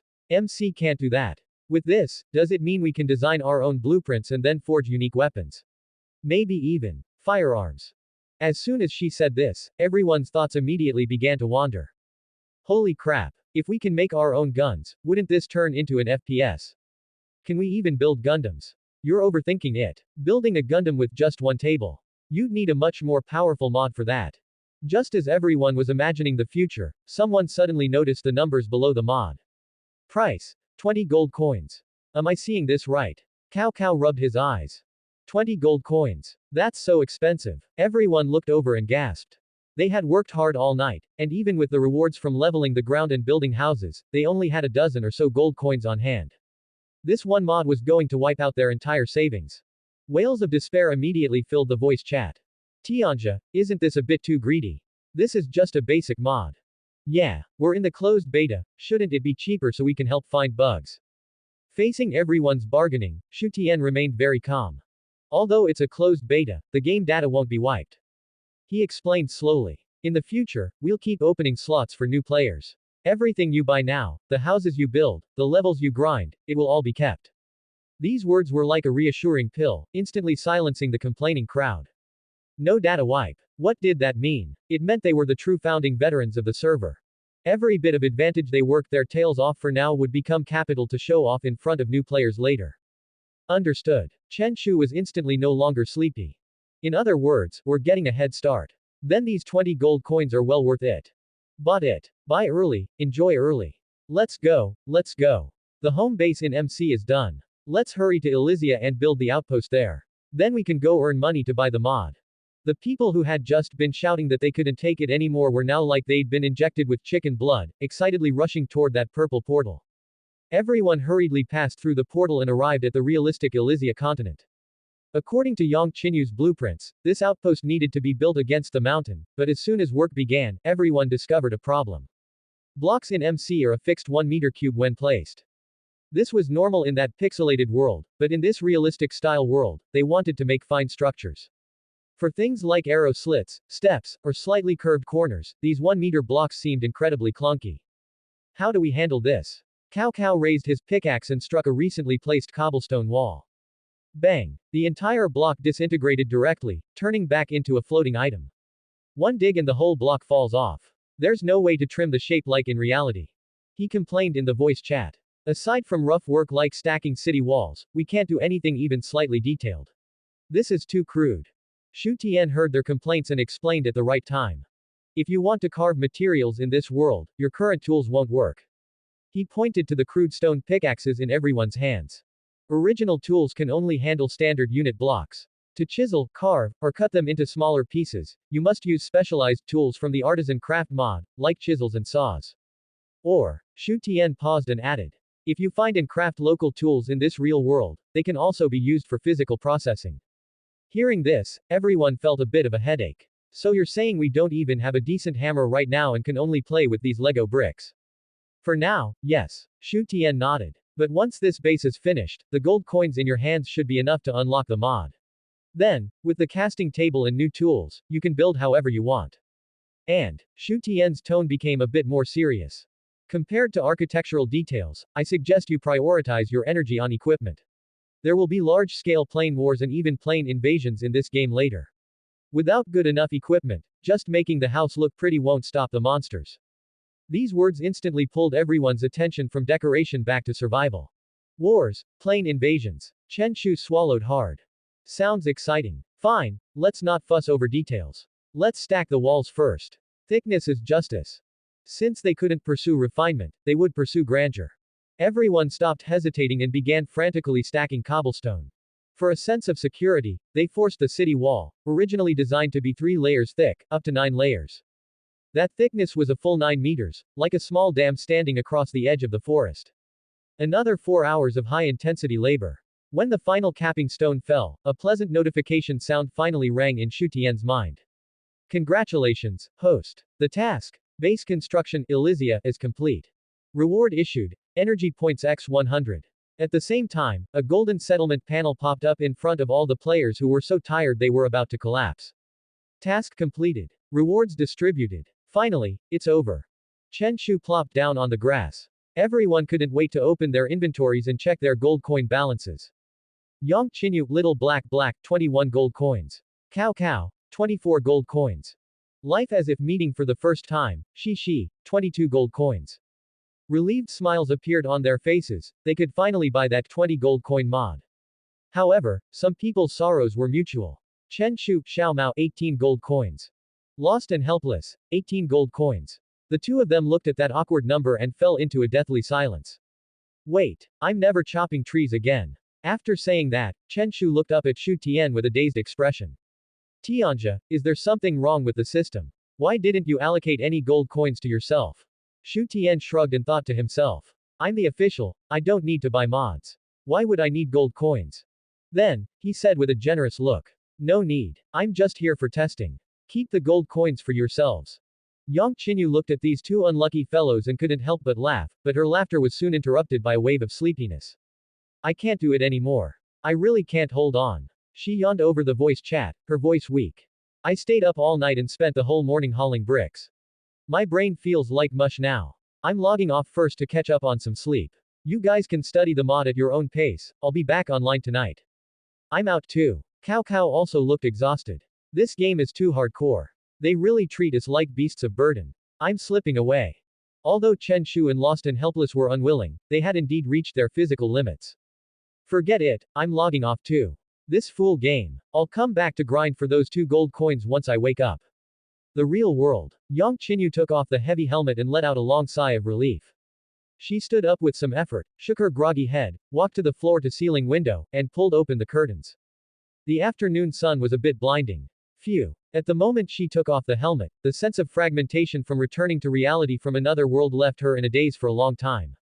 This is definitely an epic-making game. She whispered to herself. There isn't a single competing product on the market that can beat it. This isn't just a technical crushing, it's a dimensional strike. As a designer, her business sense was very keen. Once this game opens for public beta, it will definitely explode globally. Can I take advantage of this foresight to do something? She looked at the city outside the window, her eyes gradually brightening. A video blogger. Specializing in architectural design tutorials for this game. Or maybe a record of otherworldly explorations. My major is architecture. If I can replicate those wonders in the game or design fortresses that are both practical and beautiful, this will definitely be a huge opportunity. With infinite fantasies about the future, she turned and flopped onto the bed, falling asleep almost as soon as her head hit the pillow.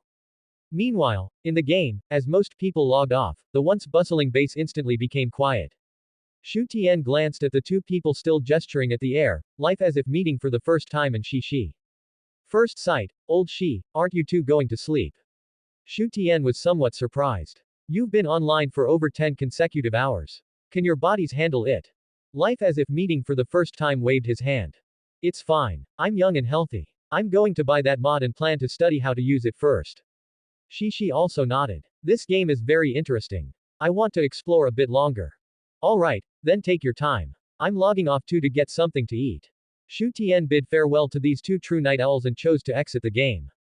His consciousness returned to reality, and his stomach immediately let out a protesting growl. Shu Tian tidied up briefly and went downstairs to find food. Walking on the somewhat noisy street, his mind wasn't idle. System. He muttered in his heart. They've all purchased mods. Roughly how many of those recycled gold coins can be exchanged for a new player slot? Answer to host. The current exchange rate is 30 gold coins for one soul. Current. Shu Tian keenly caught that word. Meaning the price will go up later. Yes. As the number of players increases in the later stages, the total amount of gold coins in the game will skyrocket, leading to inflation. To maintain energy conservation, the exchange price will be dynamically adjusted upward. Furthermore, as the player base expands, the consumption for maintaining server operations and patching world glitches will also increase accordingly. After hearing this, Shu Tian couldn't help but complain in his heart. That's really dark. Even inflation is calculated into it. But complaints aside, as long as he could bring in more people to work for him, a little increase in transaction fees was fine. After thinking for a while, Shu Tian realized that he seemed to be the capitalist. Wait, no, he was more like an intermediary. It seems I need to find a way for them to earn more gold coins quickly. Otherwise, with a cost of 30 gold coins per head, how long will it take these few grind lords to save up? While thinking about a new plan to exploit the players, Shu Tian walked into a noodle shop. MC Continent, inside the newly completed simple home. With most players logged off, the place felt a bit empty. Only the two energetic night owls, life as if meeting for the first time, and Shi, were still standing there. The two looked at each other and almost simultaneously opened the mod mall, pressing the purchase button firmly under the expensive artisan craft icon. Ding! A crisp sound of gold coins being deducted rang out. Their previously somewhat ample wallets instantly shrank, leaving only a lonely single gold coin. Purchase successful. The mod has been loaded to personal permissions. As the notification sound faded, the two immediately looked around. The blocks were still the same blocks, the sun was still the same sun, and not even a single extra blade of grass had grown in the meadow at their feet. Ah, why hasn't anything changed? I thought at least a few special ores or buildings would appear. Shi was also a bit dazed. Did we get scammed? Did we spend 20 gold coins just for nothing? Just as they were staring at each other, Shi suddenly thought of something. You know how this game is, it's hardcore as hell. Could it be that we have to explore this mod ourselves too? They didn't even give us a manual. How on earth do you craft that casting table mentioned in the description? Just as he finished speaking, a faint light suddenly flashed in their inventory bars. A brown book with a hammer icon on the cover appeared out of thin air. Item. Artisan's Manual. There it is, Shi said in surprise. Sure enough, you have to complain a bit before they give it to you. The two immediately took out the book and began flipping through it. They were shocked by what they saw. The manual was densely packed with records of various new equipment. Stencil table, used for making patterns for various tool parts, such as pickaxe heads, sword blades, handles, etc. Part builder, place raw materials into the patterns to create the corresponding parts. Casting table, assemble various parts into complete tools or weapons. Smeltery, requires building a multi-block structure, used for smelting ores into liquid and performing alloy mixing. And the materials required to craft these devices made their skin crawl. This is way too much. Life as if meeting for the first time pointed to the page with the smeltery. Requiring a large amount of iron ingot is one thing, but this actually needs lava to burn. In this book, it actually requires leather and paper. Shi also gasped. The threshold is a bit high. It seems that if we want to craft those legendary weapons, we'll have to endure some tough times first. However, looking at the weapons in the latter half of the manual, like the broadsword, their eyes ignited with fighting spirit again. Whatever, we're here now, might as well make the best of it. Shishi closed the manual. Anyway, there are no missions for now, so let's hurry up and develop. I see it added a lot of weapons. As long as we craft one, we'll have much more confidence when we go to explore the Aishilia world. Alright, let's go over there and see if there's any sugarcane. Let's go. The two stopped wasting time, shouldered their packs, and ran off. Now that they didn't need to grind for missions, this feeling of free exploration made them even more excited. Meanwhile, in reality, Shu Tian had just finished that steaming bowl of beef noodles and returned home. He lay back on the bed and submerged his consciousness into the system. This time, he didn't use the only one under heaven player account, but instead directly took control of the resident NPC, the world ascends. As his consciousness descended, the NPC who had been standing at the spawn point like a wooden stake suddenly moved. Shu Tian stretched this body and looked at the newly built home in front of him, formulating a plan in his mind. Once this group of people has developed enough, it will be time to let them loose and truly explore the continent of Elysia. The distribution of forces, monster levels, and resource points in that world, it's all still pitch black to me.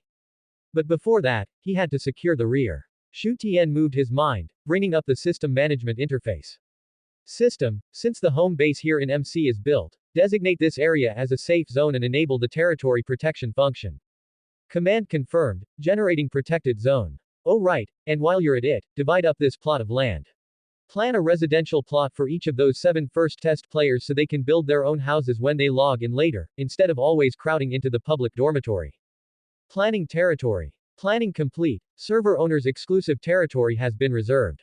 A golden light, imperceptible to mortals, descended from the sky, shrouding the entire home area. Although there was no change in appearance, on a rules level, this place had become indestructible. No monsters could spawn within the area, nor could they destroy the blocks here.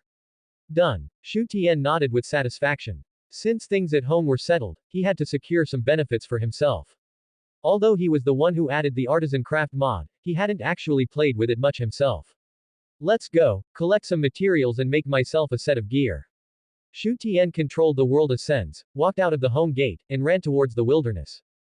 His movement happened to be spotted by Life as if meeting for the first time and Shi, who were nearby looking for sugarcane. The two were squatting by the river digging sand when they suddenly saw the usually immovable NPC sprinting in the wild, and they were instantly stunned. Hey! First sight, look. Shi pointed at Shu Tian's back.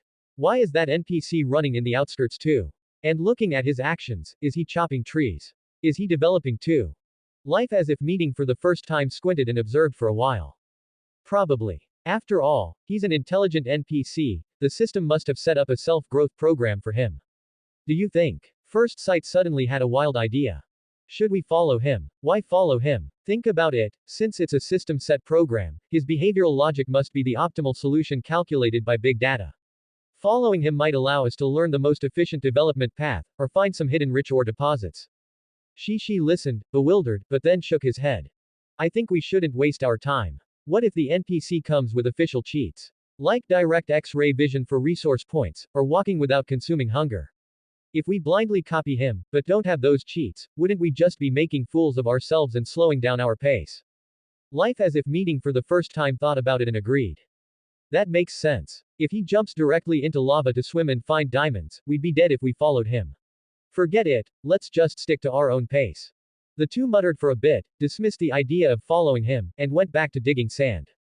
Meanwhile, Shu Tian, who was running ahead, didn't look back, but since the two were speaking via voice chat, he heard their conversation clearly. The corner of his mouth twitched. They actually said I'm cheating. Even though I'm the server owner, I'm currently using pure, legitimate manual skills. Shu Tian thought to himself, quickening his pace as he ran towards a canyon in his memory that had exposed iron ore. As time passed, the sun in reality gradually slanted westward. Relying on his rich experience as a high-level player from his past life, Shu Tian shuttled between the mines and the surface alone.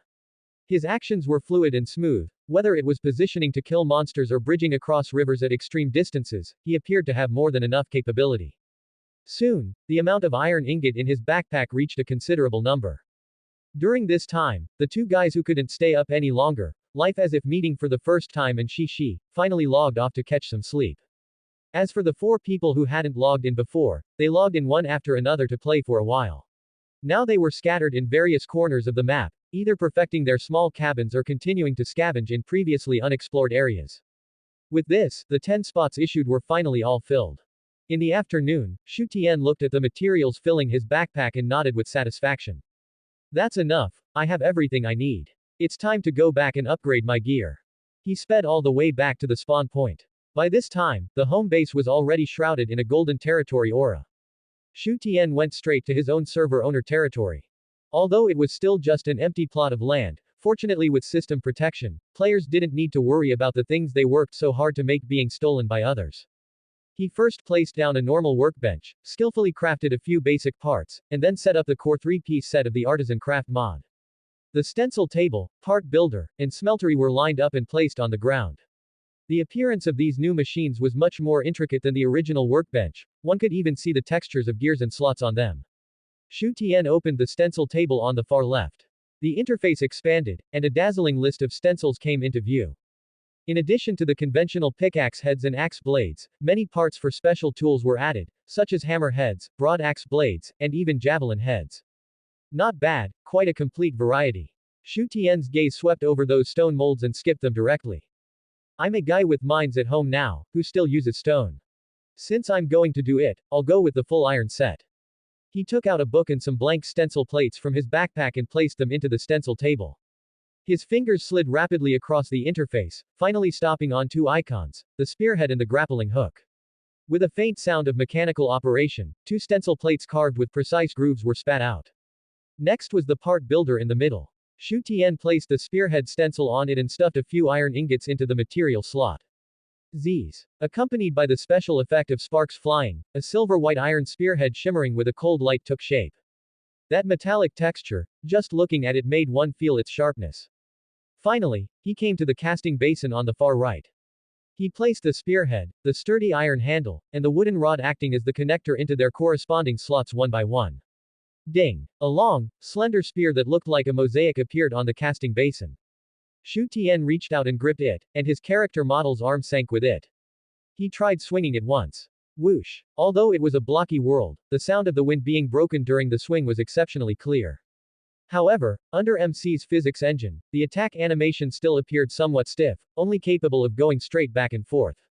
The feel is average, Shu Tian evaluated. I still need to go to Elysia to see, only the real world over there can unleash this spear's true power. Immediately after, he followed the same method and crafted the grappling hook as well. Everything was ready. Shu Tian put on a brand new set of iron armor, strapped the spear to his back, and tucked the grappling hook at his waist. Let's go, time to take a stroll in the other world.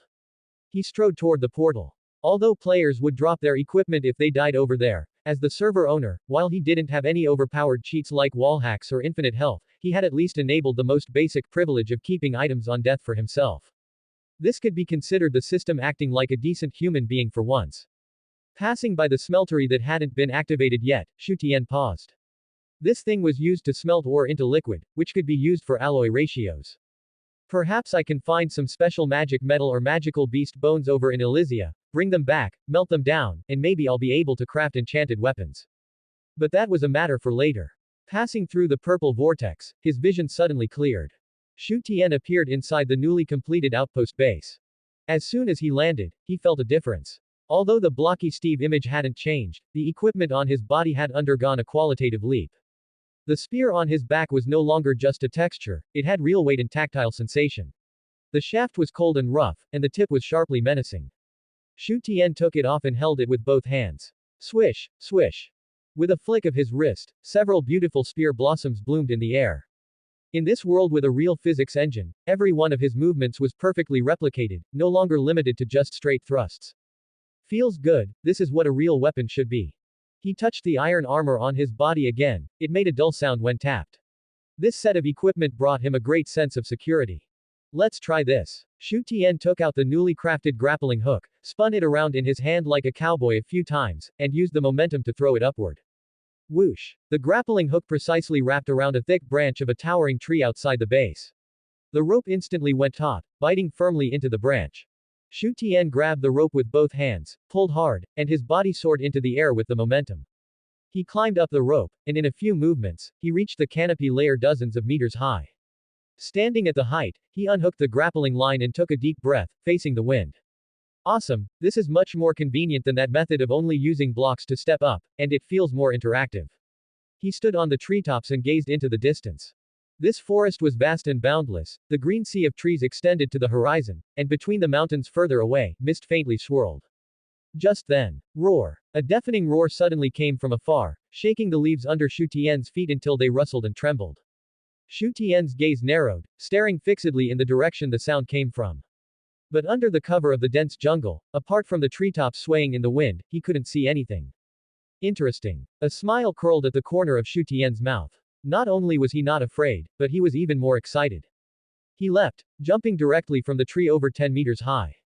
Thud. He landed and rolled to dissipate the force, his vision turned red, and he lost 5 units of health. This minor injury was completely nothing to him, as his hunger bar was full, and it would regenerate quickly.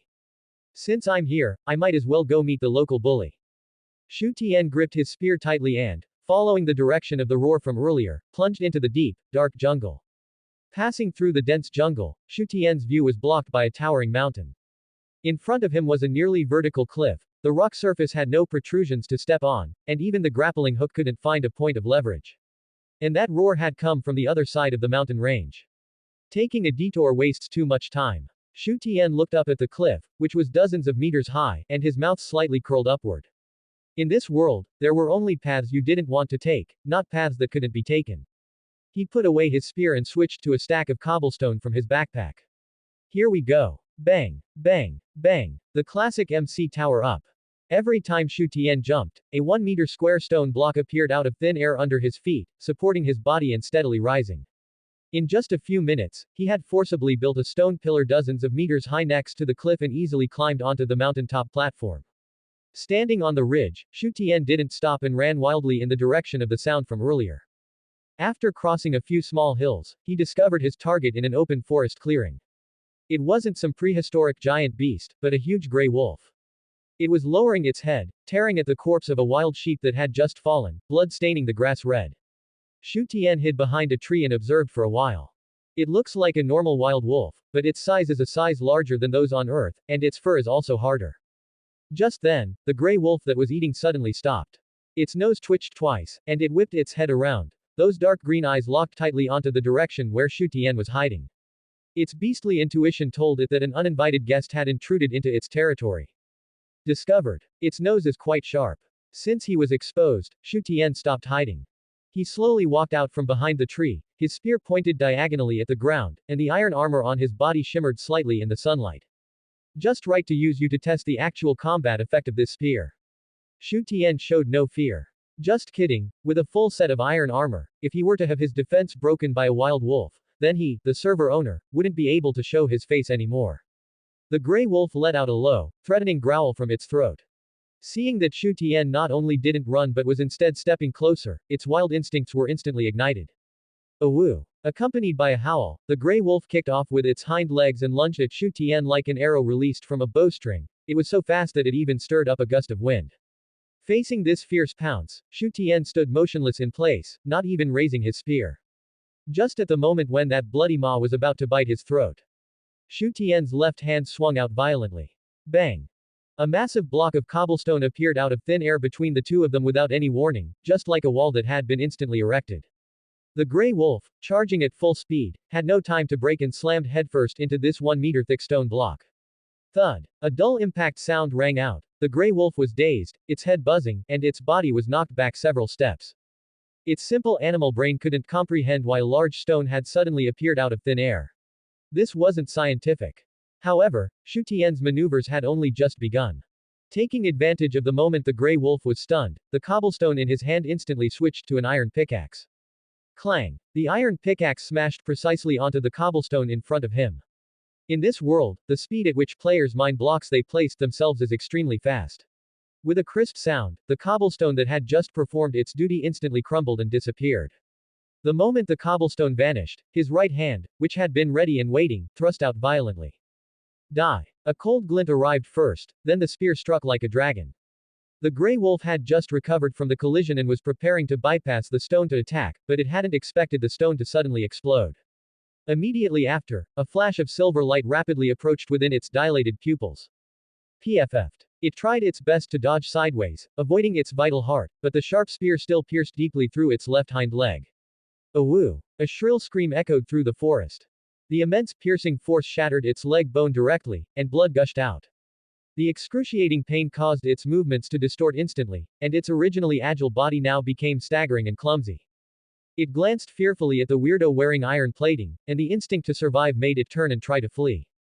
But the spear stuck in its leg was like a heavy shackle, every movement was agonizing, and its speed was not even half of what it usually was. This MC-style combat method is actually quite diverse. Shu Tian watched the gray wolf limping away in an attempt to escape, but he did not pursue it. He unhurriedly took a wooden bow from his back, nocked an arrow, and pulled the bowstring into a full moon. Swish! The arrow pierced the air and precisely drilled into the back of the gray wolf's neck. The gray wolf let out a mournful cry, its massive body twitched a few times, and it stopped moving completely. Shu Tian walked up, stepped on the wolf corpse with one foot, and forcefully pulled out the spear tip was stained with blood. I wonder if these wolves from another world have any special materials on them. He put away his weapon and reached out to grab one of the wolf corpse's hind legs. Dragging the heavy wolf corpse, he walked slowly along the edge of the Elysia jungle. System, besides eating meat, is there any other use for this thing? Shu Tian asked in his heart. For example, can I directly absorb its life energy and convert it into some attribute points or special materials? The system's cold, mechanical voice sounded. None. This type of ordinary beast corpse does not contain high-level energy, direct absorption provides no special benefits. After killing magical beasts possessing magic power, you can use the biological recycling device to recover and decompose them. Immediately after, a new task notification popped up in Shu Tian's mind. System task issued, ecological sample collection. Objective, kill a magical beast and recover it. Reward, energy points x 500, one biological recycling device. Description, the recycling device can convert magical beast corpses into energy points. The host can exchange energy points for gold coins at a set exchange rate to distribute to players as task rewards. Shu Tian's eyes lit up. So that's how it is, this is the proper cycle. Previously, he was worried that relying on system subsidies to distribute money would eventually drain his resources, but now it was fine, the wool comes from the sheep itself. Let the players go fight monsters, convert the monsters into energy, then exchange the energy for gold coins to give to the players, the middleman can even earn a price difference. Since that's the case, let's issue them a new task. Shu Tian pondered the reward distribution. How many gold coins should I give the players? From now on, I'll take half of all the energy absorbed. After all, I also need to save energy points to buy new mods for them to play with, and I have to maintain the server. Charging a 50% service fee isn't excessive, right? This is already very conscientious. Thinking of this, Shu Tian edited a new task with a clear conscience and clicked send. On the MC continent, Chen Shu and the others, who had just woken up and logged on, were wandering aimlessly around their respective territories. Suddenly, a task box popped up in the center of everyone's field of vision. Long-term task, Otherworld hunting.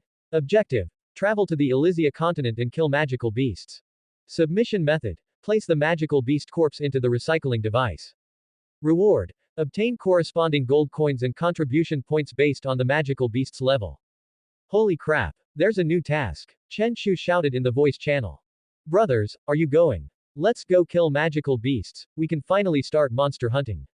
Yang Qinyu's voice, however, was a bit hesitant. How are we supposed to kill them with this equipment? Don't forget that this game has death penalties. If you die, your equipment drops all over the place. What if we can't beat them, or get ambushed? Wouldn't we lose everything we're wearing? I think we should play it safe. She suggested. Let's develop our skills in the surrounding area first, or find those solitary ordinary beasts to practice on. Cao Cao also chimed in. Indeed, our current attack methods are too monotonous. We have to at least craft a few new weapons from the mods first, right? It won't be too late to go once we have handy equipment. Upon hearing the word, mod, Chen Shu immediately turned into a deflated balloon. Don't mention mods. I want to play with new weapons too, but I'm still short those two. Gold coins. At this moment, life as if meeting for the first time controlled Steve and walked over. Old cat, try this. He took out a delicately crafted dagger from his backpack and threw it on the ground. This is a dagger I just crafted using the mod. Pick it up and see if you can use it.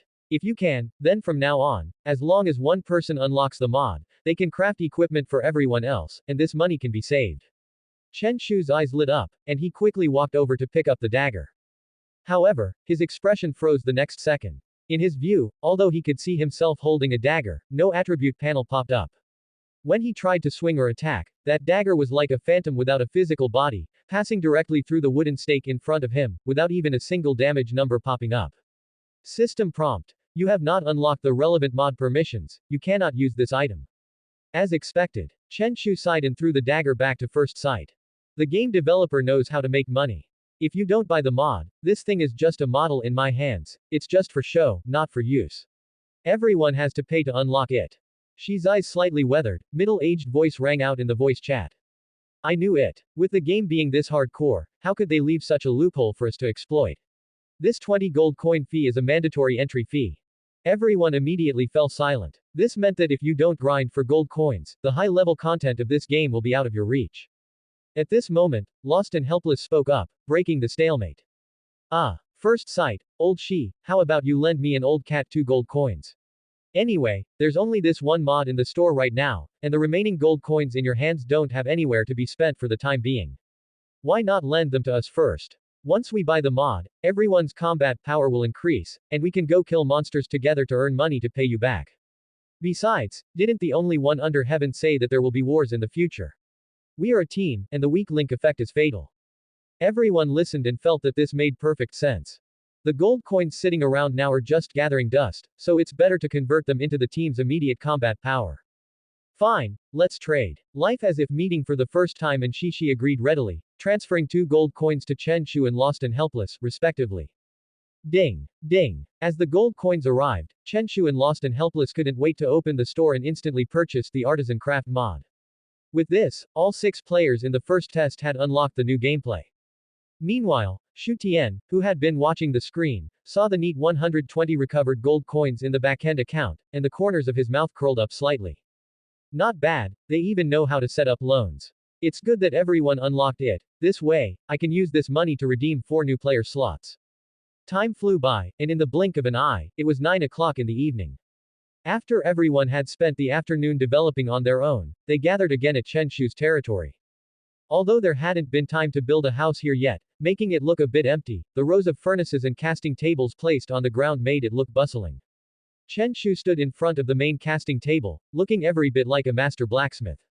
Come on, don't hold back, hand over all the materials. He shouted in the voice chat.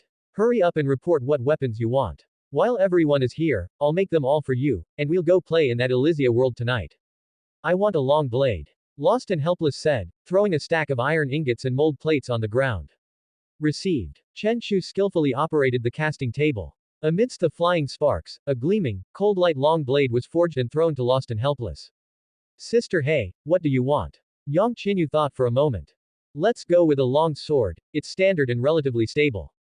Alrighty. What about Cao Cao? Get me a short blade. As each custom weapon was distributed, the 6-person team finally completed its transformation from primitive people to a regular army. Everyone was wearing a full set of iron armor, and what they held in their hands were no longer crude, original tools, but mod weapons with various shapes and a chilling, cold light. The sound of metal clashing made one's blood boil with excitement. Cool. Chen Shu swung the heavy sword he had specially kept for himself, feeling that his entire presence was different. Brothers, the equipment is ready, and everyone is here. He pointed at the purple portal in the distance and shouted. Let's go, march into the other world. Tonight, no one is allowed to log off until we kill a magic beast and bring it back.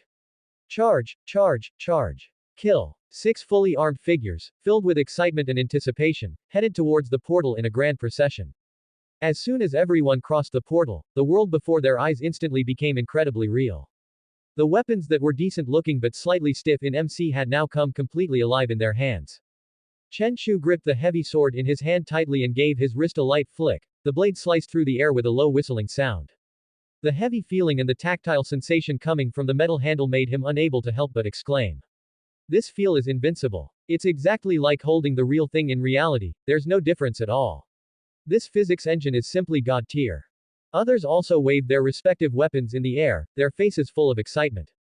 Chen Shu suddenly turned his head to look at Lost and Helpless beside him, wearing a mischievous smile. Come on, old six, let me slash you once to test the feel. I'll be gentle, just a scratch. Lost and Helpless immediately bristled, raising the long blade in his hand to protect his chest. Get lost, old cat, don't mess with me. I haven't settled the score from last time when you blew up a creeper and got me killed, and now you want to test your sword on me. If you let me slash you once, I'll consider it done. You're being stingy, old six. Chen Shu curled his lip. Forget it then, let's save it for killing monsters. The group chatted and joked along the way, exploring outward from the base's gate. They hadn't gone far when they saw that familiar ID, the only one under heaven, in an open space. At this moment, Shu Tian had switched back to his player account, wearing a full set of iron armor, holding that majestic spear, with the carcass of a huge wolf lying at his feet. Shi couldn't help but walk up and ask. Hey, the only one under heaven, you're here too. Your development speed is way too fast, right? We just made our weapons, and you're already in full god tier gear and soloed a monster. You didn't turn on some internal cheat, did you? Can you get me one too? Shu Tian turned around, looked at this group of fully armed players, and said calmly.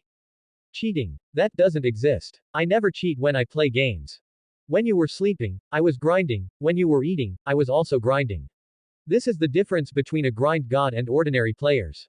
Don't you understand that? Although everyone was complaining, they admired him in their hearts. The only one under heaven was truly dedicated, he had to play the game with them and still research loopholes and other functions privately. Cao Cao pointed at the wolf carcass on the ground and asked. By the way, the only one under heaven, about that mission to kill a magic beast just now, is this monster a magic beast? Is it strong? Does it have any special abilities? Shu Tian nodded, his tone becoming serious. It's a bit strong. The beasts here aren't as dull as in MC, they have AI, will flank, and will ambush. And some magic beasts do have special abilities, like breathing fire or releasing poison, so try to cooperate when you fight, and don't go off solo. This is just a normal wolf beast I killed just now to test the combat system. So far, there are no serious bugs. Just as everyone was gathering around the wolf carcass, commenting on it and preparing to ask for more strategies. Awoo! Awoo! Suddenly, a series of howling sounds rose from the depths of the forest, instantly breaking the silence. The sounds were so dense that it felt like a dozen beasts were stampeding toward them. Wolf howls. So many. Chen Shu shrank his neck. Tianjia, don't tell me you killed someone's son, or the Wolf King's wife, and now the whole family has come for revenge. Shu Tian's expression changed slightly, but he quickly regained his composure. That's possible. This game's AI system has a hate link mechanism, also known as random events. It seems the one I killed earlier attracted the wolf pack. Upon hearing this, the group wasn't scared, instead, they became even more excited. Awesome, this game even has random events like this. This is a living ecosystem. Not daring to be careless, the group hurriedly ran up the stairs on the inside of the base toward the top of the 9-meter-high wall. As soon as he stood firm, a system prompt rang in Shu Tian's mind. Triggered emergency event. Wolf Pack Revenge. Task generated. Kill the attacking Wolf Pack. Reward. Energy points X300. Issue task to players. Shu Tian didn't hesitate. Issue it. Practice targets delivered to our doorstep. The next second, the task panel popped up in front of Chen Shu and the others. Time-limited task. Defend the base. Objective. Kill the attacking wolf pack. Reward. 10 gold coins for every wolf killed. The task is here. 10 gold coins per wolf. Shi was happy. So that's how it is. It seems you can't trigger hidden tasks without causing trouble everywhere in this game. From now on, we should take the initiative and provoke those monsters more often. Hearing this, Shu Tian's eyelid twitched. Who taught you to play games like this? Not causing trouble everywhere. He hurriedly warned them. Don't get your hopes up. This game has high randomness, but that also means high risk. If you provoke a truly powerful overlord-level creature and lure it here to camp or respawn point, we'll be completely finished. Yang Qinyu frowned. This familiar plot, it feels like I've heard it somewhere before. Chen Shu replied. Isn't this just that old online game? Someone stupidly lured a max-level boss to the newbie village, and the result was that all the players on the server were hunted down for 3 days and 3 nights, unable to even leave the gate. Lost and Helpless shuddered. Seems like we can't just mess around freely. Forget it, let's just kill these wolves in front of us first. After all, they are money-delivering boys. At this moment, more than a dozen glowing green eyes had already appeared at the edge of the forest below. Let's go down and fight. The group turned around, preparing to run down the stairs. However, at this moment, Shu Tian performed an action that left everyone stunned. He vaulted directly over the crenellations of the city wall, pulled out an iron bucket, and leapt toward the 9-meter high ground. Holy crap. Tianja, why did you just jump? That's 9 meters high. You'll be heavily damaged at the very least if you fall. The group hurriedly leaned over the wall to look down. However, the expected scream of injury didn't occur. Just as Shu Tian was about to hit the ground, he suddenly poured the iron bucket in his hand downward. Splash! 1 cubic meter of water instantly spread beneath his feet. Utilizing the water's buoyancy and the cushioning judgment, Shu Tian landed without a scratch. Immediately after, the moment before the water flow could spread and disperse, he used the empty bucket to click on the water source with extremely fast hand speed. The water flow vanished, as if it had never appeared. The entire process was smooth and fluid, without a single wasted movement. Shu Tian stood steadily on the ground and looked up at the heads on the wall with their mouths wide open. Holy crap. Chen Shu's eyes were almost popping out of their sockets. This works too. MLG water bucket. That's too cool. Lost and Helpless was also dumbfounded. Tianja, why isn't this move in the strategy guide? I didn't even bring a bucket. If I had known, I would have brought one to show off too. Shu Tian smiled, hung the bucket back on his waist, and flicked his spear. There are too many ways to play this game, how could a strategy guide cover them all? You'll slowly discover more fancy tricks later. Alright, stop staring, come down quickly, the wolf pack is about to charge. The group finally snapped out of it, hurriedly running down the stairs and gathering around Shu Tian. Shu Tian swept his gaze over the group behind him. The 6 were fully armed, wearing full sets of iron armor, and the mod weapons in their hands were chilling. In front, more than a dozen gray wolves were approaching in a fan formation.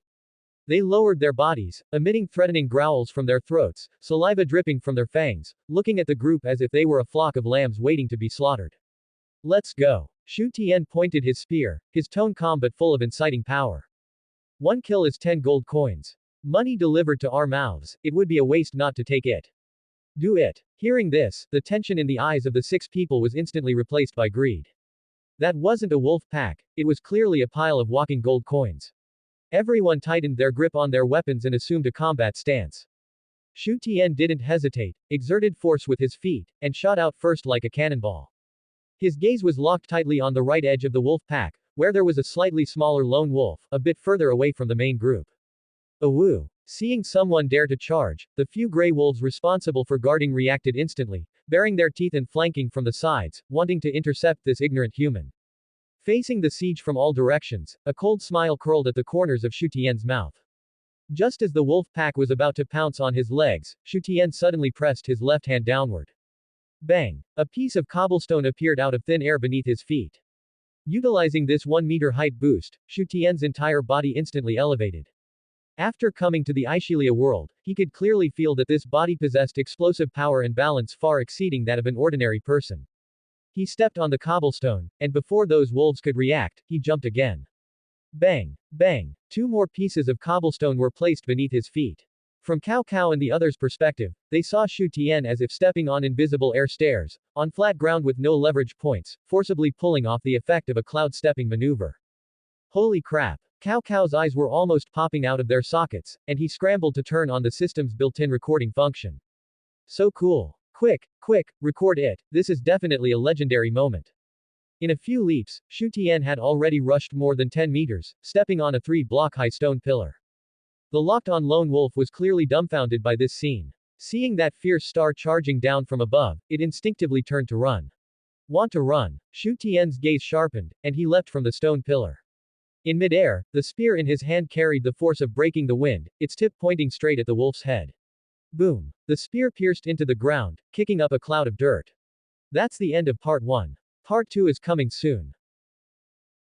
Thanks for watching. Please subscribe and support our channel for more stories.